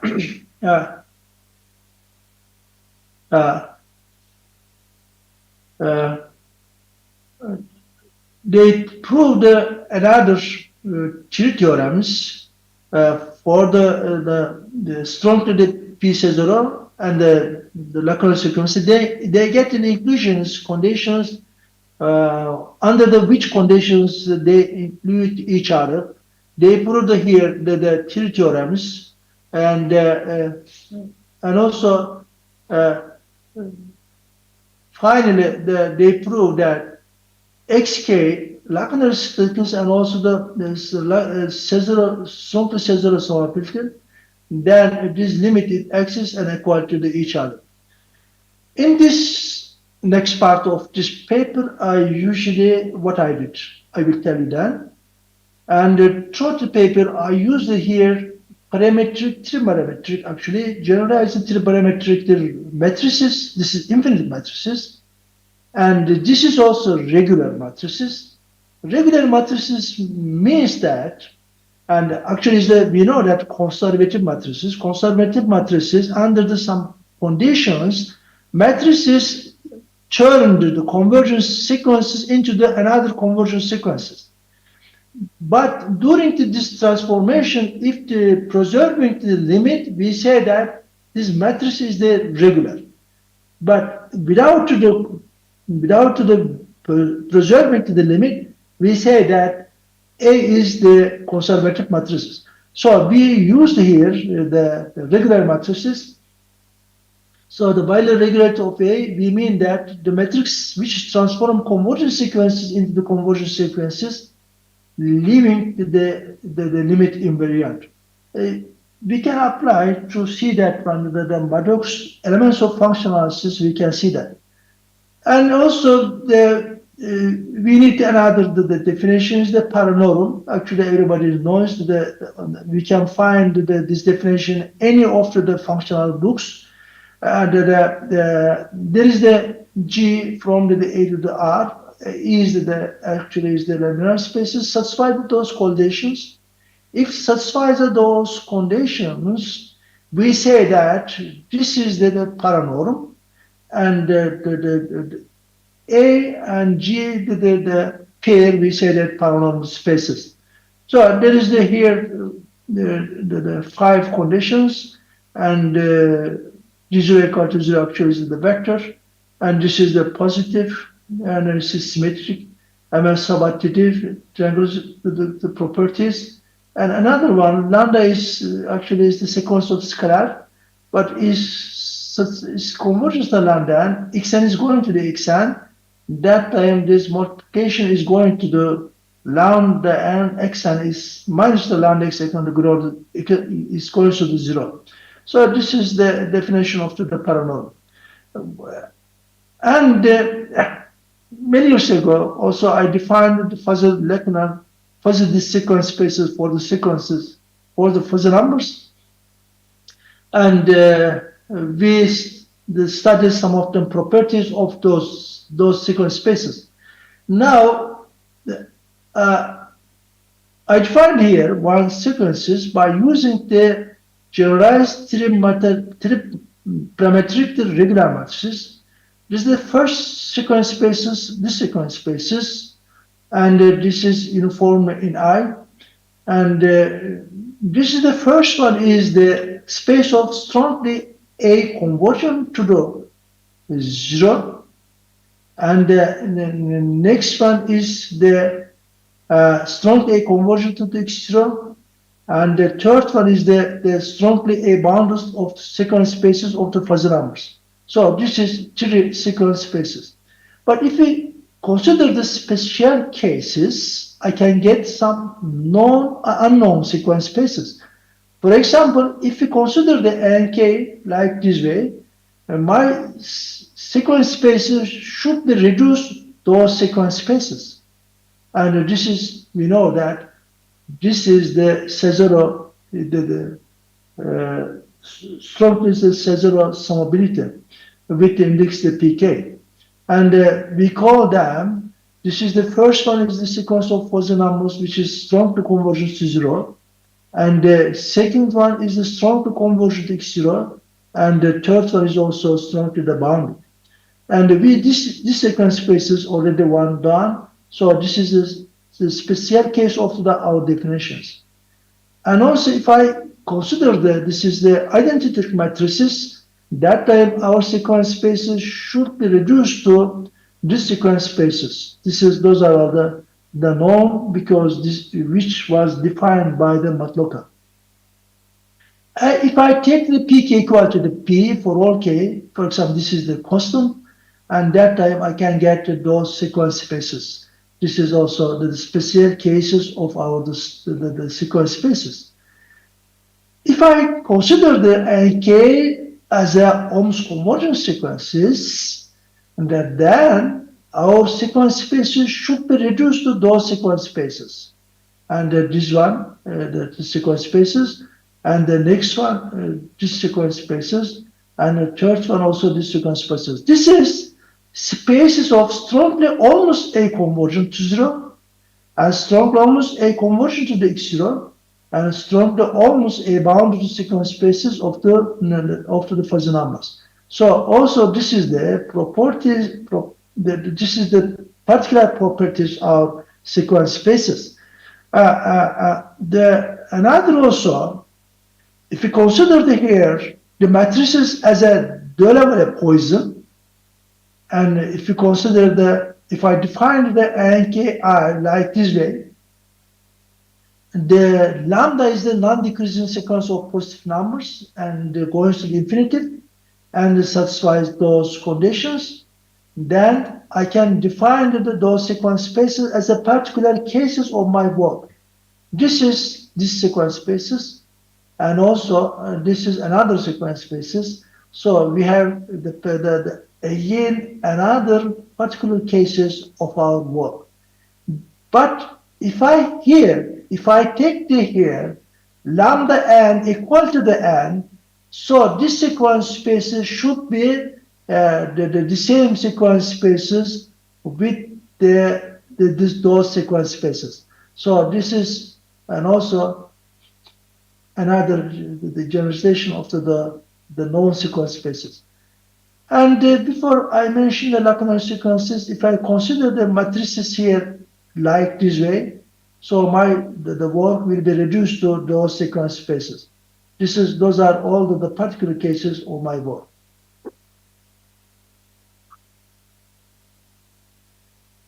Now, throughout the paper, we used to sum the proposition here and to prove the theorem, and also some triangle equality here. There's also, and we used it to prove the theorem, but I am not giving it proved here. If somebody interested, I can send it.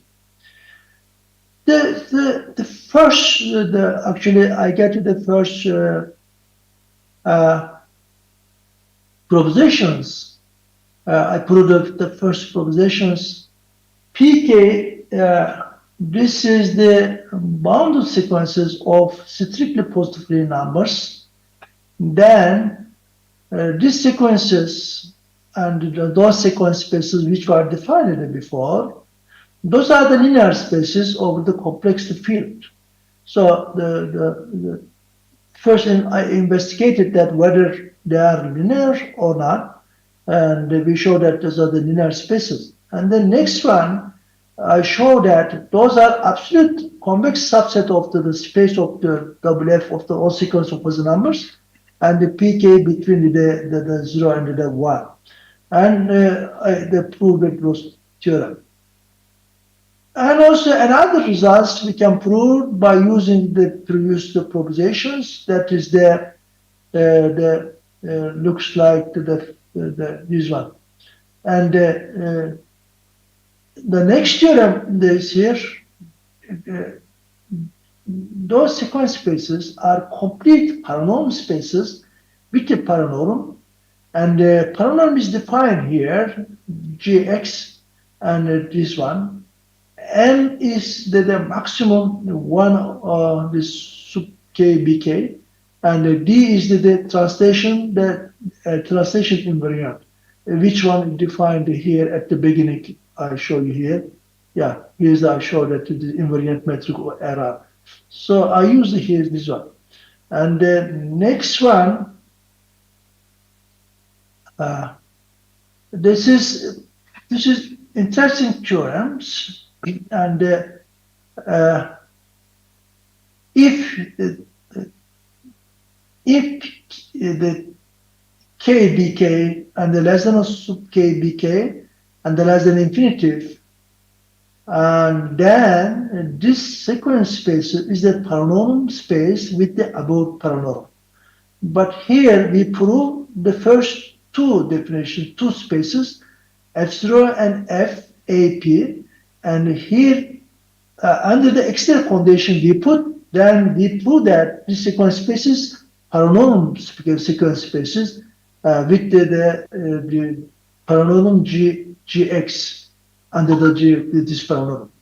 And also we get another inclusion theorem.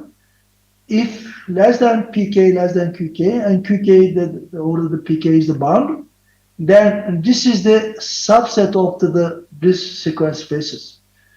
And I think the last theorem, there is two constant m1 and m2 that satisfies these conditions.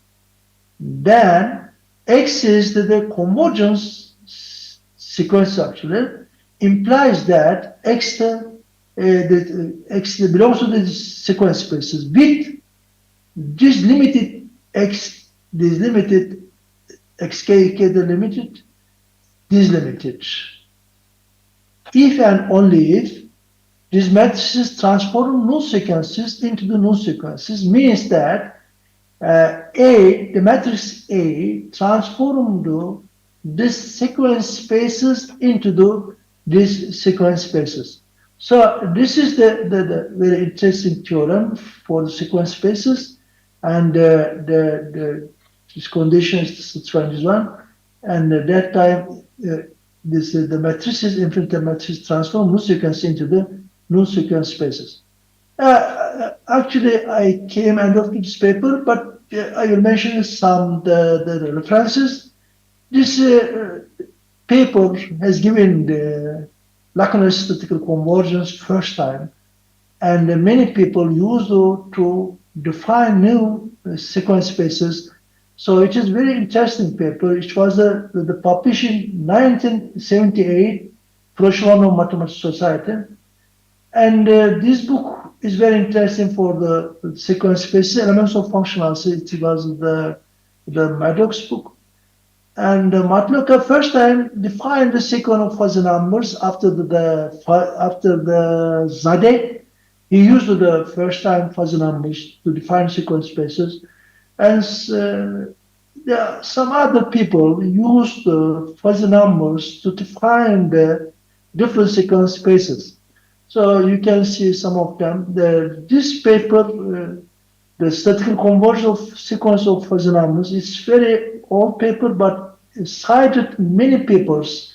This paper, and first time we defined here by using the fuzzy numbers to define the statistical conversion. So many people cited this. Many people cited these papers, and some others the papers about the fuzzy sequence spaces. Thank you very much for your attention. Alo? Biz kendi kendimize mi konuştuk ya? Alo? Alo? Alo? Do you hear me? Okay, you are welcome. Okay. Can I go out?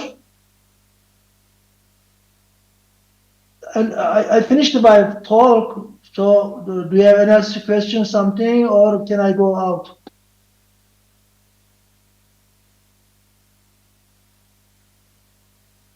Okay. Thank you very much. See you very soon. Bye bye.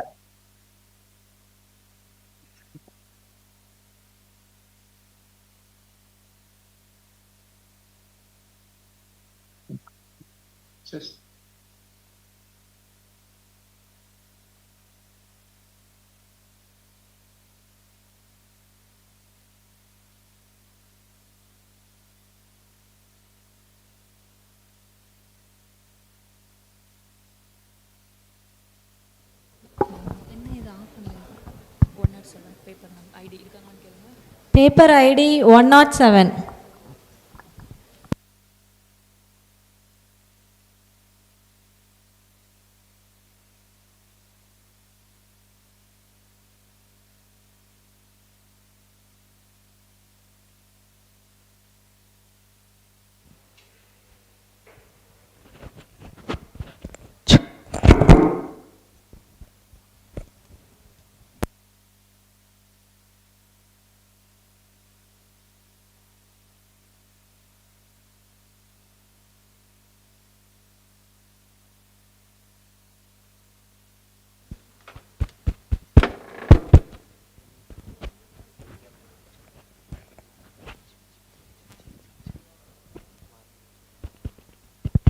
This 167, paper ID 167 is available. Christopher.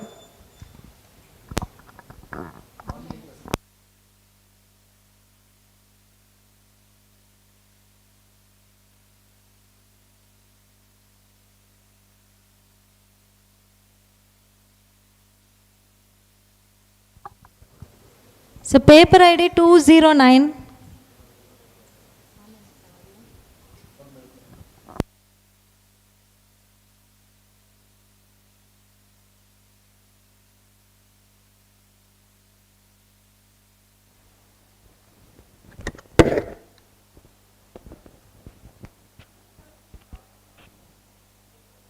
Yes.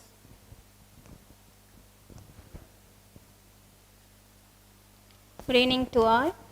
I am J. Jennifer. I am research scholar under the guidance of Dr. J. Christy Roja, St. Joseph's College, Trichy. My presentation is quantitative numerical method for solving system of singularly perturbed convection diffusion problems with mixed type boundary condition. This is the overview of my presentation. Introduction. Singularly perturbation problem was introduced by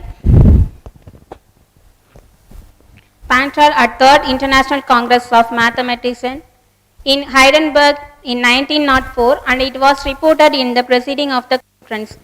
Many practical problems such as mathematical boundary layer theory or approximation of solutions of various problems are described in the differential equations involving large or small parameters. P epsilon denote the singularly perturbation problem, where U epsilon is the solution of the singularly perturbation problem. When setting epsilon equals 0, reduced must P naught and its solution be U naught. If U does not converge uniformly to the U naught, the entire domain of the definition of the problem, otherwise the problem is said to be regularly perturbation problem.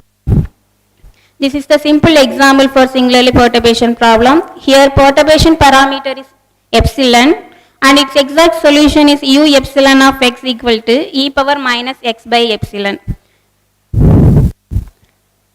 Here when put epsilon equal to 0, we get the reduced problem solution.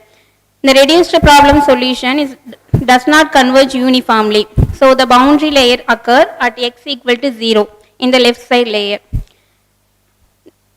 In singularly perturbation problem, when we apply epsilon equal to 0, the order of the differential equation may reduce to 1. Then the perturbation problem is called convection diffusion perturbation problem. Next, characteristics of singular perturbation problems. The solution of the singular perturbation problem have multiscale character, in other words, non-uniform behavior. That is, there are in thin layer, that which is called boundary layer region, where the solution varies rapidly, while away from the layer in the outer region, the solution behave regularly and varies slowly. Generally, there are more classical methods to solve numerical problems, and in singularly perturbation problem, there is some non-classical methods available. My method is quartz iterative method. Next. Computational problem. This is my problem.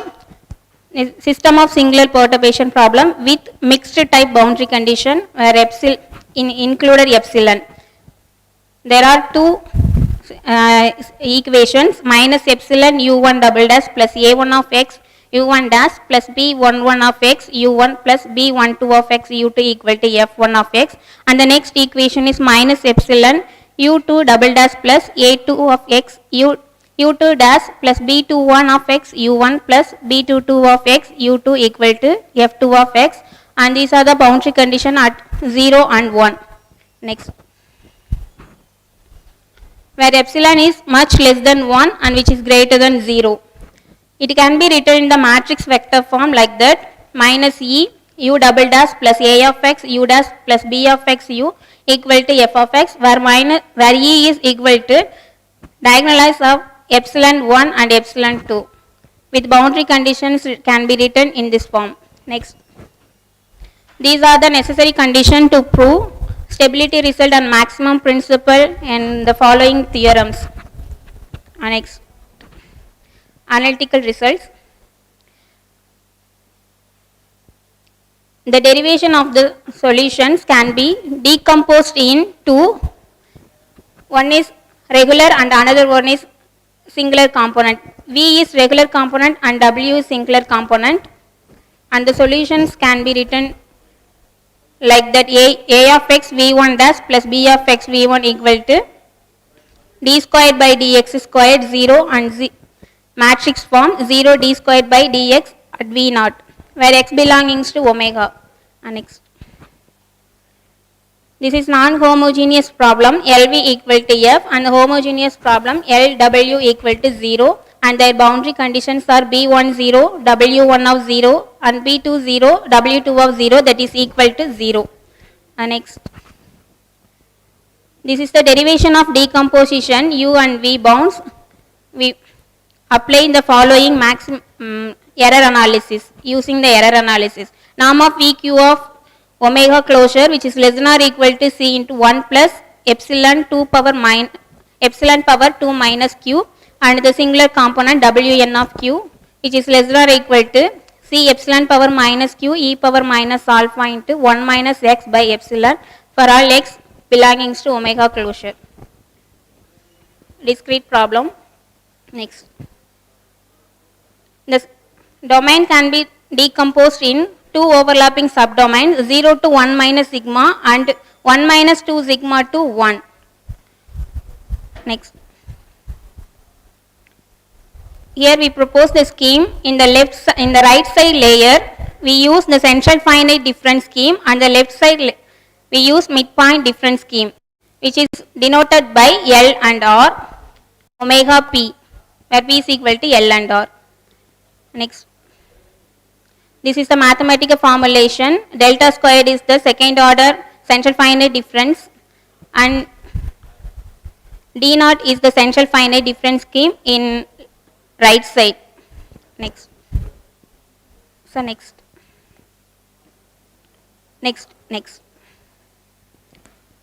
Here we model the discrete problem in 4 steps. First, in the mesh function, initial conditions are same in the exact original problem, and we go to step 2. The interpolant value of preceding term, preceding boundary value, we use the kth iterative value, and the rest of the boundary condition which are same in the original problem boundary condition at the point 1 and 0, where k is greater than or equal to 1. L is the linear interpolant value of up power k. Next, we are combining the two overlapping subdomains in single domain, which is equal to the original domain,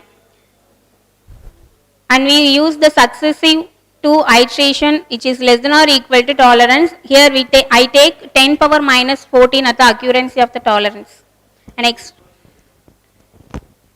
This is discrete maximum principle and stability results, which is used in prove the existence and uniqueness of the discrete maximum solution. So I provide discrete maximum principle and discrete stability results lemma.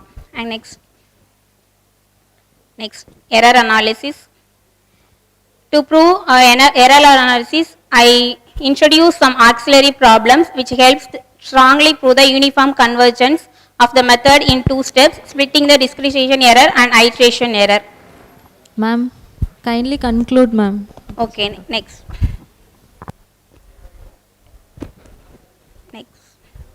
This theorem produce U is the original problem solution, and U power k is the kth iteration of discrete method problem solution, which is less than or equal to C n power minus k by 2 plus C n power minus 1 ln square n, where k is the iteration count.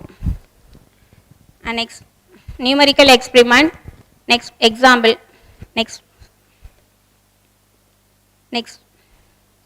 This is the example I done, and the boundary condition has 1 and 2. Next,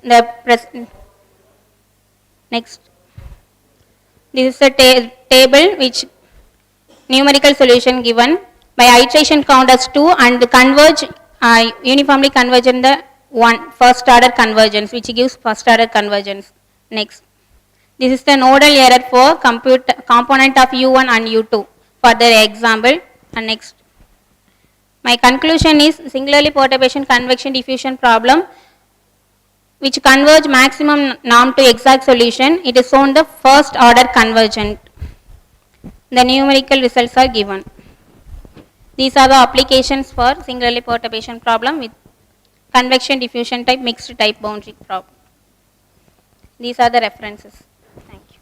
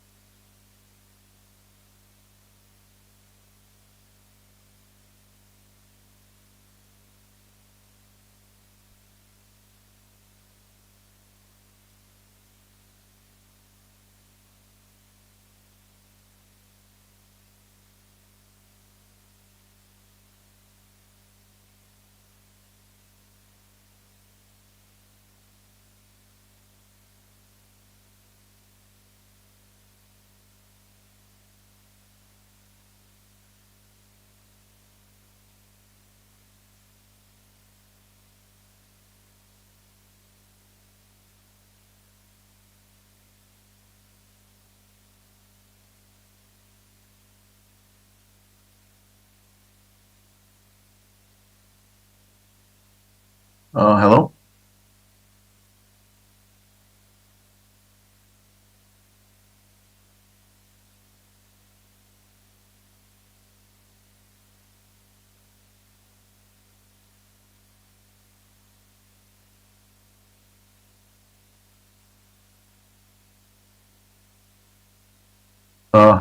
Hi, George. Can you hear me? Yes, hi. Oh, I was in the room. I was waiting for it to start, I guess. I just refreshed it and sorry about that. Okay. So should I present to you? Should I share my screen, George?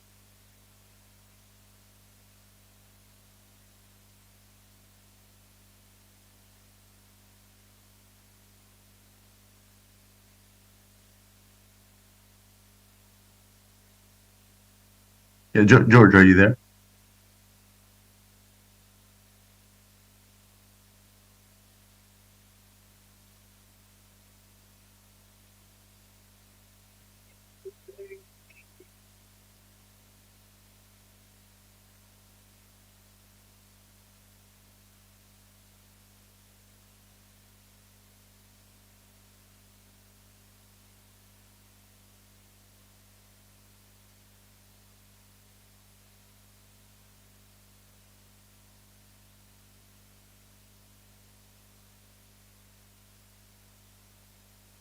Okay.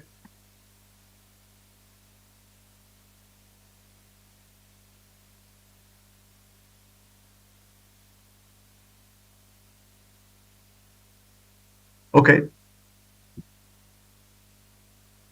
So you can see my presentation, is that right? So the presentation is about concentric ellipse fitting. So I'll just jump right into it. So ellipses are a natural occurring shape that we find, and concentric ellipses are not uncommon as well. So I show some examples on the right, and so it's not uncommon to want to estimate ellipse parameters given some data that's been collected along these concentric ellipses. So there are applications in fields like computer vision, image processing, astronomy, and other fields as well. So let me give a quick roadmap of how I'll do the presentation. So I'll start by discussing single ellipse fitting and some past work on that. I'll then turn to our proposed methods for concentric ellipse fitting, and finally some numerical experiments and concluding remarks. So on the top image here, I have the geometry of an ellipse. So an ellipse can be described in terms of a major axis length. I've labeled it here A, minor axis length B, a center, and a tilt angle on which the major axis lies. And so if we collect data along an ellipse, and that data is subject to error, then we'll have points that look like these. And I've labeled this distance from one of these observed points to the true ellipse, and this is called the orthogonal distance, which will come up in just a moment. So in ellipse fitting, what we try to do is, given some perturbed data that's been collected from an ellipse, we would like to estimate those ellipse parameters. So one method of doing that is to use the MLE, maximum likelihood estimator. And to obtain the maximum likelihood estimator, it's equivalent to minimizing this objective function. Here, these distances are the orthogonal distances that I just showed a moment. And so there are some drawbacks to the MLE. We need to use numerical methods to obtain it, and those methods are subject to high divergence rate, and they also require a lot of computational time. So some alternative methods are proposed. In particular, people have tried to minimize the algebraic distances rather than the orthogonal distances using either the algebraic or geometric representation of an ellipse. So this is the algebraic representation of a conic in general. It's the representation for an ellipse when this inequality is satisfied. So one method for estimating ellipse parameters using the algebraic representation is known as Taubin's method.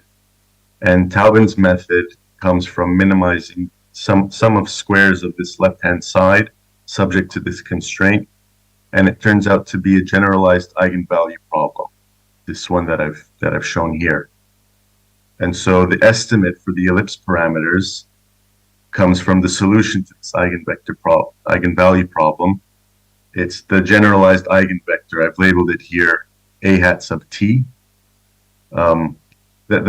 The solution is the generalized eigenvector corresponding to the smallest generalized eigenvalue in this eigenvalue problem. So this is known as Taubin's method, and it's useful for our method, as I'll show in just a moment. So now I'll just turn the conversation to concentric ellipse fitting. So this is what data looks like coming from concentric ellipses.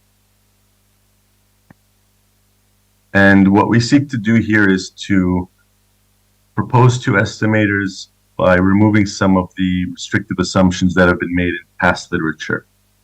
So typically people assume one assumption, which is that both ellipses have the same tilt angle, which isn't always the case. Another assumption that people often make in concentric ellipse fitting is that the major to minor axis length proportions are the same for the two ellipses, which again need not be the case in many examples. So what we do is we minimize an objective function of this form. Here, P, what we call P, is the geometric representation of an ellipse. So I've put all the details of it here. Now what we're trying to do is estimate a shared center. This is the parameter vector data of the geometric parameters. There's a shared center we'd like to estimate, and a major and minor axis length, as well as a tilt angle for each ellipse. So this is a highly nonlinear function. It makes the problem challenging. What we do, we take one step to make it slightly easier. We do a change of variable. We set 1 over a squared and 1 over b squared, the major and minor axis lengths, to a parameter which we estimate and then transform back after we're done. So the two estimators are, one is the least squares, which I've shown here. This is some of the squares of using the geometric representation. The benefit of using the least squares is that it's a fast and simple approach, but it has high variance as an estimator. The second approach is the gradient weighted algebraic fit, which we call graph. And it's essentially a weighted least squares where the weights are the squared norm of the gradient of P. So graph achieves minimal variance, so it's more accurate than the least squares, theoretically, but it requires more computational time. So those are the two estimators we use. And now I'll just go over some of our numerical experiments. So your time is up. You can conclude. Okay. I'm sorry? You can conclude. I can continue? Okay, I have just a couple more slides. Oh, conclude. I see. Okay, so there are numerical experiments which we go over, but to conclude, we have those two estimators. Both of them work well. The least squares is not as accurate as graph, but both of them work well in general, which we show on synthetic as well as real world data. And so that concludes it. Do you have any questions?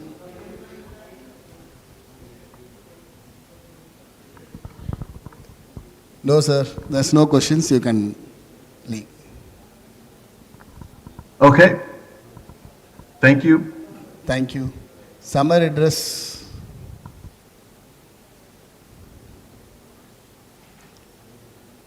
Summer address. Yes, sir. Ma'am, it's your time. You can start. Yeah.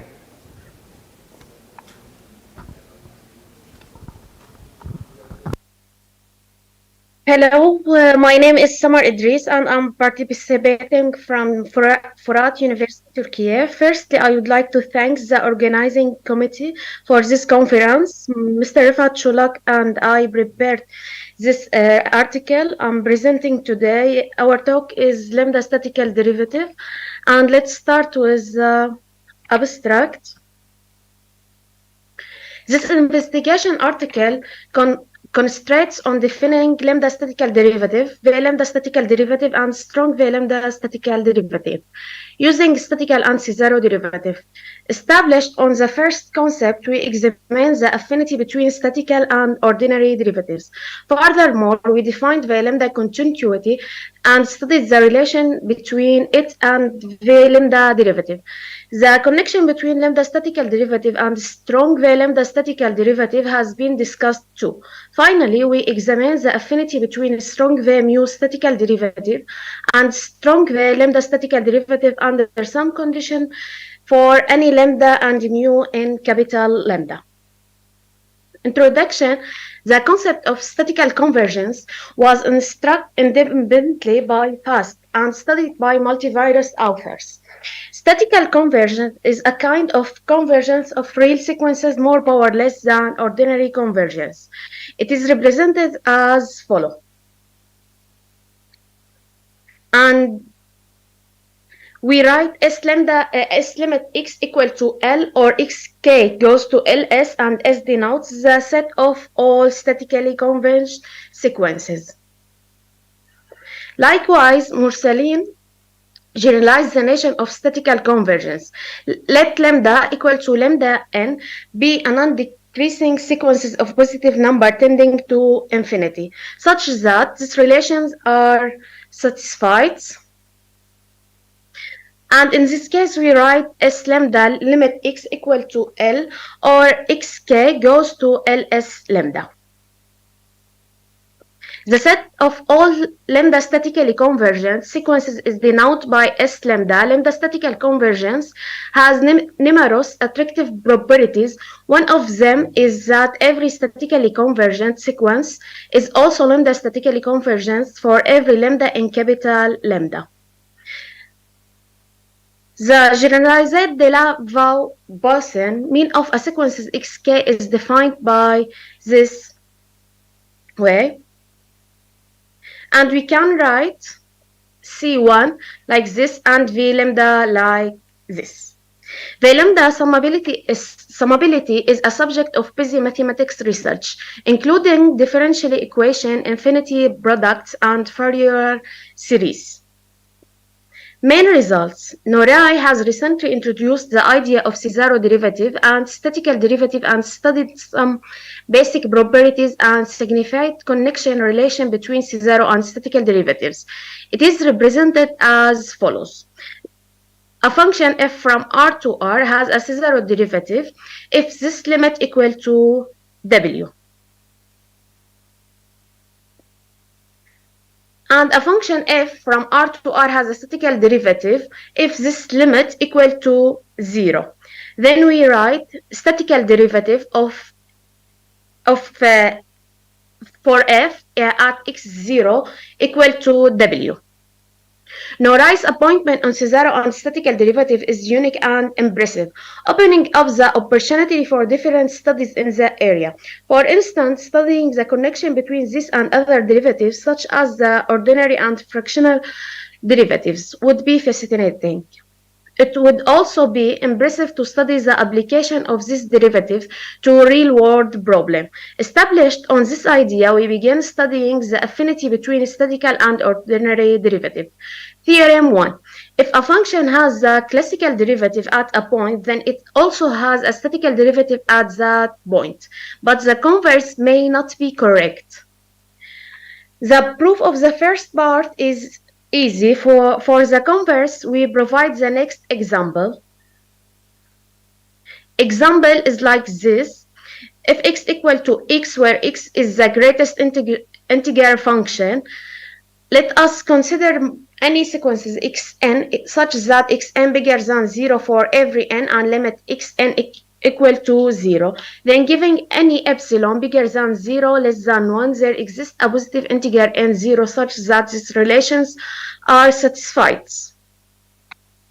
Therefore, this limit equal to 0, hence f has a statistical derivative at 0, but on the other hand, it is well known that f has no derivative at 0. After that, we continue with sum belongs. Theorem 2. Let the functions f and j from R to R be given. Suppose both f and j has statistical derivatives w1, w2 from R at a point x0 from R. Then we have the following facts. 1. The function f plus j has a statistical derivative at the point x0 from R, and statistical derivative of f plus j equal to statistical derivative of f plus statistical derivative of j. 2. For a constant c, the function cf has a statistical derivative at the point x0 from R, and statistical derivative of c multiply f equal to c multiply statistical derivative of f. And the proof is like this.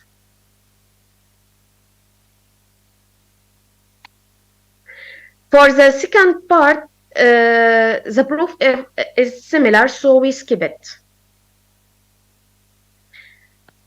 Our main definitions start with the first definition. Definition 1, let lambda from capital lambda be given. A function f from R to R has the lambda statistical derivative w from R at a point x0 from R if this limit equal to 0.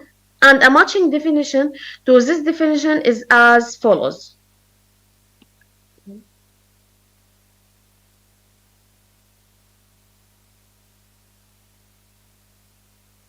Remark 1. Note that if we take lambda n equal to n, the overhead definition coincides with the definition of the statistical derivative. So from the point of view, lambda statistical derivative is an extension of the statistical derivative. Theorem 3. Let a function f from R to R be given and lambda equal to lambda n mu equal to mu n be two sequences in capital lambda such that lambda n less or equal to mu n for all n from n. Then we have the next facts.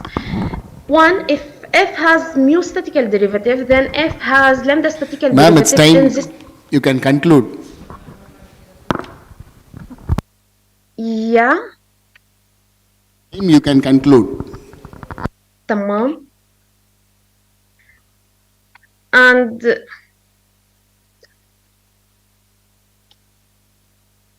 this, the last theorem. Conclusion, the extension of the recently introduced statistical derivative and Cesaro derivative to lambda statistical derivative, the lambda statistical derivative and strongly the lambda statistical derivative are substantial step in the development of the statistical differential theory. And this is the reference. Thank you for your attention. Thank you. Thank you.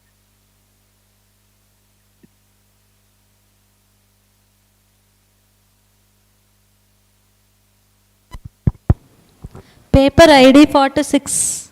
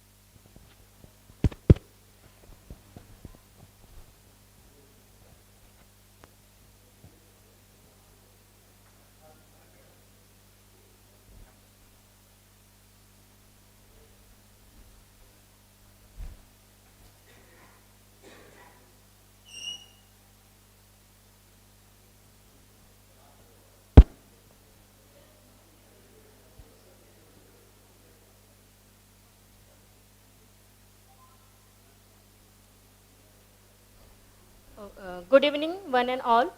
I am audible clearly to the last student. Okay. So myself, Shaheen Sheikh. I am from Department of Mathematics and Statistics, MIT World Peace University, Pune, Maharashtra. Today I am going to present my research article on the line zero divisor graph of small finite commutative rings. Next. This is outline of today's presentation. Next. So let's go for the introduction. The concept of zero divisor graph of algebraic structure and order structure is extensively studied by many authors in last 3 decades. Next. Ibach introduced the concept of zero divisor graph. He was mainly interested in coloring of a graph. Bach considered graph to a ring R. It consider the vertices is nothing but all the elements of ring R, and 2 vertices are adjacent if and only if x into y equal to 0. This definition is modified by Anderson and Livingston, and they give the name as gamma of R, zero divisor graph, and they consider the vertices, set of vertices as number of non-zero zero divisors, and 2 distinct vertices are adjacent if and only if x into y equal to 0. Next. Cherabi and co-researcher has used both operation of a ring, addition and multiplication, and they have defined the new zero divisor graph called as new extension zero divisor graph, denoted by gamma tilde of R, and the set of vertices are nothing but the non-zero zero divisors. 2 vertices are adjacent if and only if x into y equal to 0 or x plus y belongs to z of R, that is set of zero divisors. We include 0 in z of R. So next we have article by Shane, in which he provide us the list of zero divisors corresponding to the rings, which are small finite commutative rings, and n is nothing but the set of non-zero zero divisors. Next, Beneke has introduced a definition, that is a line graph. Let G be a graph. The line graph is denoted by L of G, is a graph such that each vertex of L of G represent an edge of G, and 2 vertices are adjacent in L of G if and only if their corresponding edges are incident in G. Next. So this concept has picked up by the Bharti, and he investigated when the zero divisor graph is a line graph, and also studied when the zero divisor graph is complement of line graph. Using the list given by the Shane, the concept by the Bharti and the Cherabi co-researcher, we give the table which include number of non-zero zero divisors corresponding to the ring, small finite commutative rings, and their zero divisor graph, extended zero divisor graph, and line zero divisor graphs. Next. And after that, the table, from the table we have conclusion from that. Next. So for this paper, we required some preliminaries from ring theory and graph theory. Very first thing, we require a definition of a ring. A ring is a non-empty set R with 2 binary operation, plus and dot with addition. It is additive abelian group. And the next with multiplication is semi-group, and with respect to multiplication it is distributive over addition. A ring which satisfies the additive property with respect to multiplication is a ring with unity. Next, a ring which satisfies the abelian property with respect to multiplication is commutative. And next we have a zero divisor definition. An element A is a zero divisor of a ring R if there exists a non-zero element B such that A into B equal to 0. We have nilpotent element also, that is there exists a positive integer n such that A raised to n equal to 0, then we call as A as a nilpotent element. Next we have reduced ring, a ring which has no non-zero nilpotent element. Next, ideal. Next, maximal ideal we have, and next we have local ring. And what is a local ring? A ring, it has a unique maximal ideal. We have a graph which consists vertices and edges. Next, We have a simple graph, a graph which with no loop and no multiple edges is nothing but the simple graph. Next we have a complete graph in which every vertex is adjacent to each other vertices. It is denoted by Kn. We have a complete bipartite, before that bipartite graph in which set of vertices are partitioned into two subsets V1 and V2 such that no two vertices within the sets are adjacent. Next, we have complete bipartite graph in which set are partitions into two subsets of vertices such that each vertex in V1 is adjacent to every other vertex in V2. Next, so zero divisor graph we have already seen in the introduction. Next, extended zero divisor graph, the line graph, and now we have a if gamma of R is a line graph of some graph G, then we say that gamma of R is line zero divisor graph. Next, so working example. So now what we are doing here, we have prepared a table for which contains number n is nothing but the number of non-zero zero divisors. Then corresponding that ring we have, corresponding that we have say zero divisor, extended zero divisor, and the G for which, Ma'am, kindly conclude. yes, for which gamma of R and gamma tilde of R is line zero divisor graph. So here working example, let's consider n equal to 3. N is nothing but number of non-zero zero divisors. Corresponding to that there are 6 commutative ring with unity we have. Among that I am considering Z6 here.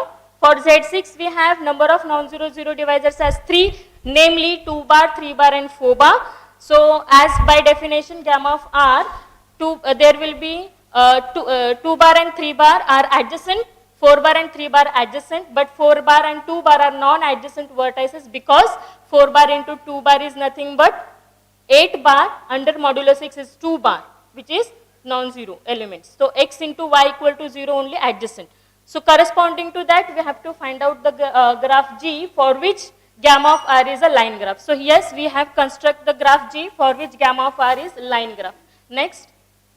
So similarly for by using the definition gamma tilde of R we have constructed, and for that we have G such that for that G gamma tilde of R is a line zero divisor graph. Next, similarly we have for n equal to 4 Z25 we have worked for that, we have constructed the graph G and gamma of R, gamma tilde of R. Next, so this is a counter example for which gamma of R is not a line zero divisor graph. We cannot construct a graph G such that gamma of R is a line zero divisor graph, but its corresponding gamma tilde of R is line zero divisor graph. Next,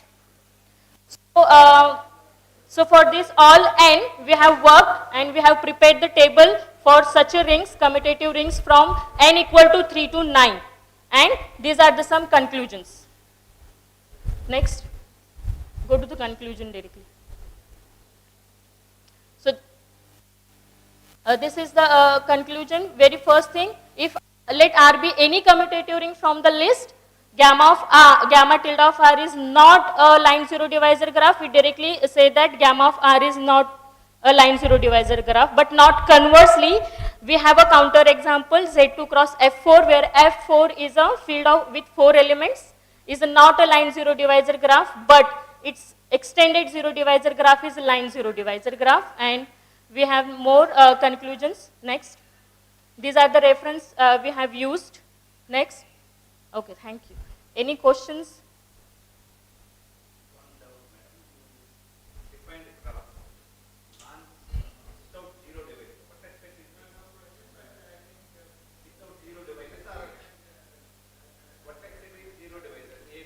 Yeah, that are non-zero zero divisors.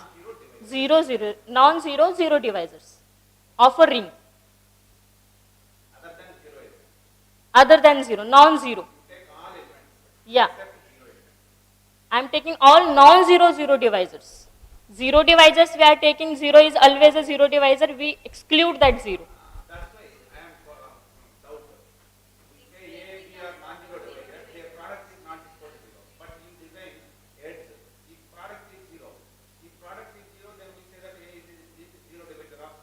Yeah, correct. But we we are taking, we exclude, we exclude 0 from that. Then we are taking the set of vertices as non-zero, zero divisors. A and B are non-zeros. Yeah. Yes, yes, yes, yes, yes. Yes, yes. No, not possible. Because 0 is non-zero. Yeah, okay. Okay. Okay. Okay. Okay. Okay, thank you one and all for giving me opportunity to present here. Thank you.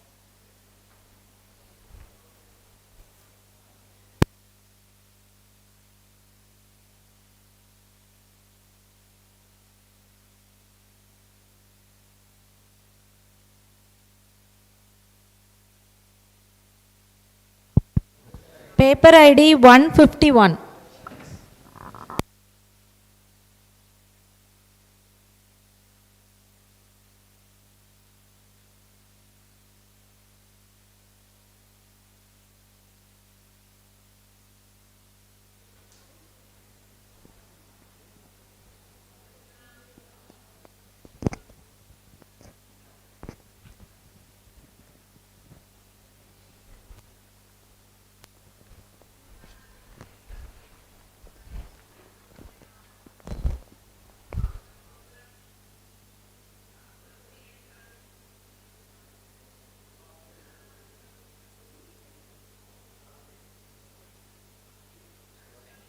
Shyam.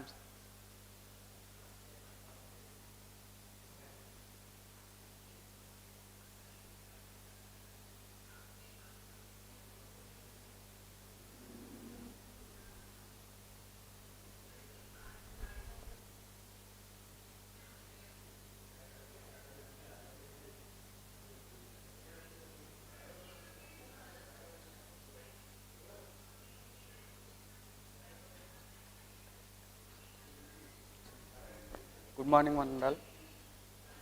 Today, my name is Shyam Kumar from Department of CSC, Kalasalingam Academy of Research and Education. Today I am presenting about anomalous detection.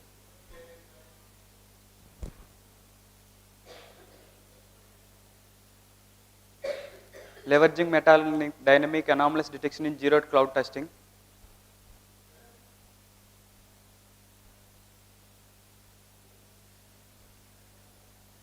Next. So as we know, nowadays cloud computing is more bigger. So we need to more secure our data. Many unauthorized access also will access our data.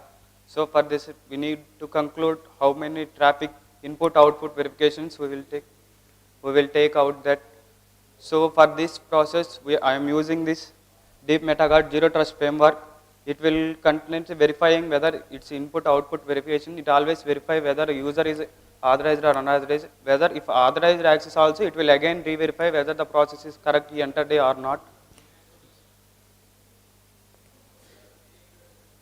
So zero trust counting principle. Zero trust means it will work mainly for always trust and always not trusting, re-verifying again. So basically it will again and again it will verify, it will not trust anyone with whether it's allowed or not allowed, sir. Next. So this is the process, sir. First they will enter into the server, it will decrypt and encrypt whether the data is there or not. So from there it will do to the anomalous detection very happening or not. If any detection occur means it will go there, sir. What the process, by helping them we will find that, sir. If not means we will securely, our data will securely authorize it, sir. Next. So purpose of meta learning, so we are using man blocks, sir, remaining the cloud server, sir. So it will help to cloud to monitor whether our given access to our data, whether they are giving allow or not, sir. Next, encoder decoder, sir. For this problem we are using for our private security purposes. Encryption means it will encrypt the data, normal data to ciphertext. Decryption means it will transfer the data ciphertext to normal text, sir, which will not be seen by others, sir. Only the person who can access that only will see it, sir. It will not identify, sir. So simulation, sir. These are detection time and air in, sir. So, unprecedented recall, sir. It will recall automatically unconditional information. These are the 4 simulations. So we are using 2 algorithms are KNN. It will basically use to detect the malwares. They are continuously verifying at when stored in the database, sir. And then SVM, it will use it to find the detected person where they are coming, where the spot is find the particular person. It will find out, sir. At that time, SVM algorithm we can use, sir. Yes, sir. From training cell, I use it 70%, sir. Validation and testing 15%, sir. I am using Python language, Jupyter notebook, sir, for execution. This in simulation part only I have done, sir. Yes, sir. These are the graphical representations. Aerial time, detection time, and all are there, sir. Yes, that's all, sir. So further futures, I want to be this in cyber field to improve real-time executions. Further, we need to clarify, sir. I need to clarify. Thank you, sir.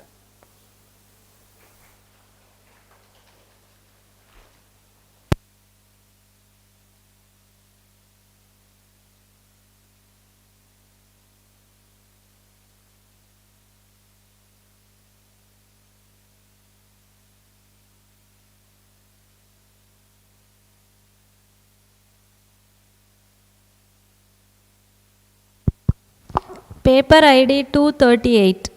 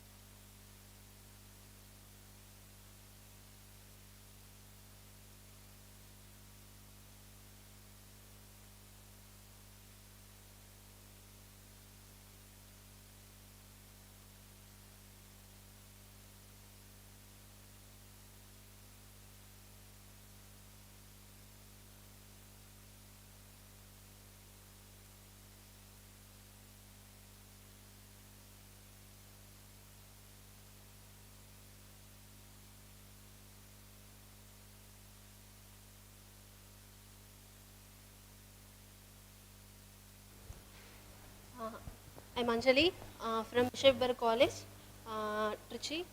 My paper title is A Novel Contrast Enhancement Algorithm for Detecting Defects from Fruits and Vegetables. So my abstract, the fruits and vegetables industry currently demands a quick and effective system for classifying and identifying the quality of fruits and vegetables. Quality, it means mild defect, large defects and no defects. So this research aims to classify the quality of defective fruits and vegetables using methodical pre-processing work. That pre-processing works such as image segmentation, contrast enhancement, then feature extraction, corner reduction and classification. A novel FVVE HE vegetable enhancement histogram equalization. So it is my creative algorithm name. So it is based on Clage algorithm. So that Clage is using clip limit function. So this algorithm can used, there are two functions I have more added. So that function is tile grid size, fast non-local means de-noising colored algorithm, and also clip limit. These techniques are enhanced the image quality of defect detection in fruits and vegetables. The evaluation is based on C. Thomasy corner reduction. So it is applied to all the processed images. This paper is compared with the existing deep learning methods. The results were obtained using the traditional image processing transfer learning techniques, so such as ResNet 50 and exception. So it will also help for all the stakeholders and the shopkeepers. So next, introduction. So it is one of the biggest contributions to the Indian economy in agriculture and horticulture. So applying intelligence for defect detection can be an alternative for agriculturalists due to it as the cost effectiveness and other factors. So many industries have increasingly higher requirements for the quantity and quality based fruits and vegetables using there. So the commutator is an important part of the detecting the defects such as scratches, bruise and black spots respectively. The major names mentioned this paper is mild defect, large defects and no defects. So next, these are the flowchart of my contrast enhancement. First, I have used the mild defect, large defects, no defects. I have using the databases and data sets. So pre-processing is the grayscale conversion, image enhancement and noise removal, image augmentation is all the part of contrast enhanced using the fruits vegetable enhancement histogram equalization. So next, the segmentation. I have used the algorithm Oates binary threshold. Next, the models ResNet 50 and exception. This performance of the proposed model and pre-processed after pre-processing images. The result is below in the slides. So next, data set. This is I have the benchmark data sets, fresh and stale, fruits 262. These are the Kaggle I have from this collected Kaggle and HitUp. Own data set I have collected local markets and mini shops, 325 only. These are all the categories. Next. First, the pre-processing. This compared the another approach paper, medical approach paper. So this that algorithm is Clage and clip limit function. My proposed is Clage's thresholding algorithm, histogram and equalization. So noise removal and image augmentation. My two functions are tile grid size and fast and unlocal means de-noising colored. And I created the FVEHE. It's my own algorithm. Next one. It's a segmentation part and proposed is the is differ from the proposed and existing, and feature extraction also using C. Thomasy corner reduction is the proposed. Next, this is the pre-processing result using the no defect images. Next, this is the large defect image result. Next, this is the mild one. Mild one is using grayscale, invert and noise removal, and also is the edge reduction using C. Thomasy corner reduction. Next one is the segmentation using Oates binary thresholding algorithm. Next, this is using clip limit and tile grid function using the parameters for alpha and sigma ranges from 0 to 255 ranges. And also using the ratio amount of 1.0. Next one is the contrast enhancement using the sigma ranges and the alpha ranges using non-local means de-noising colored algorithm using the sigma function. And finally, I have enhanced the fruits vegetable enhancement histogram equalization result. Next, this is the training accuracy. I have used 12,400 images for training, and the testing for using 3,154. Next. First one is the no defect result, and second one is the lost defect result. Next. This is the exception result for 0.97 using the PyCharm tool. Then next, this is the testing accuracy for my PyCharm using the accuracy result. Next one. My conclusion, using mild defect, large defect and no defect result, using these several steps for the pre-processed images, it is very enhanced using fruits, vegetable, histogram equalization. It's also improved in the contrast enhancement. Thank you. That's all. This is my reference. And thank you.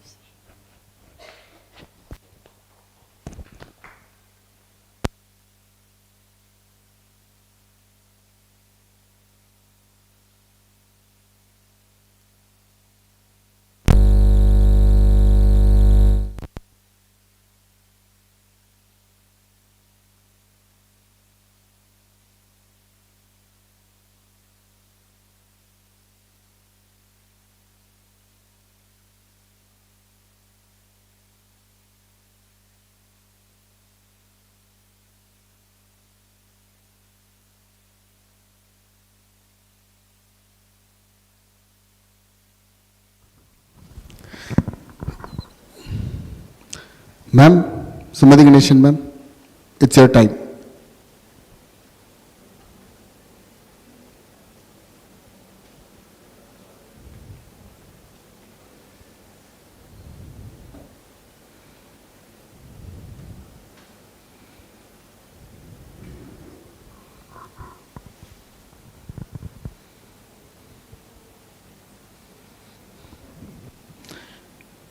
Dr. G. Sumati Ganeshan.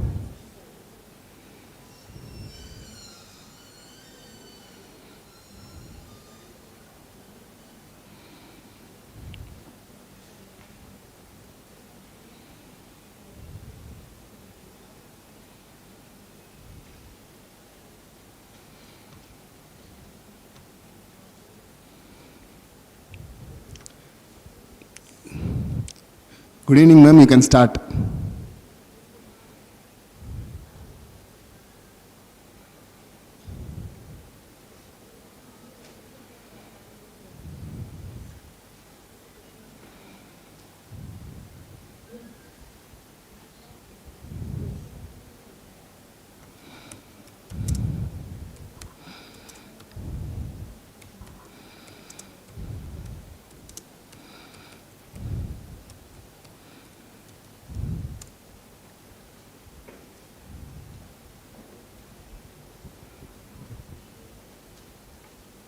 Sir, voice kuti paranga.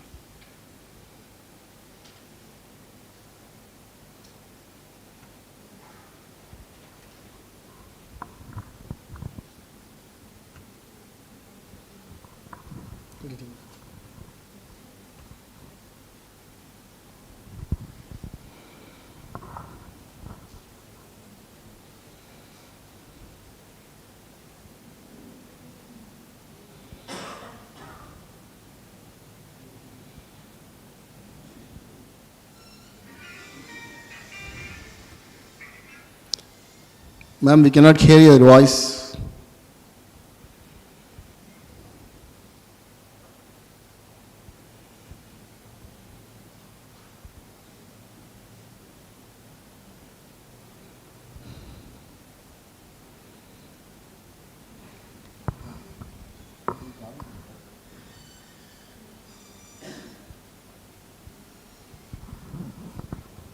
Your voice is not audible, ma'am.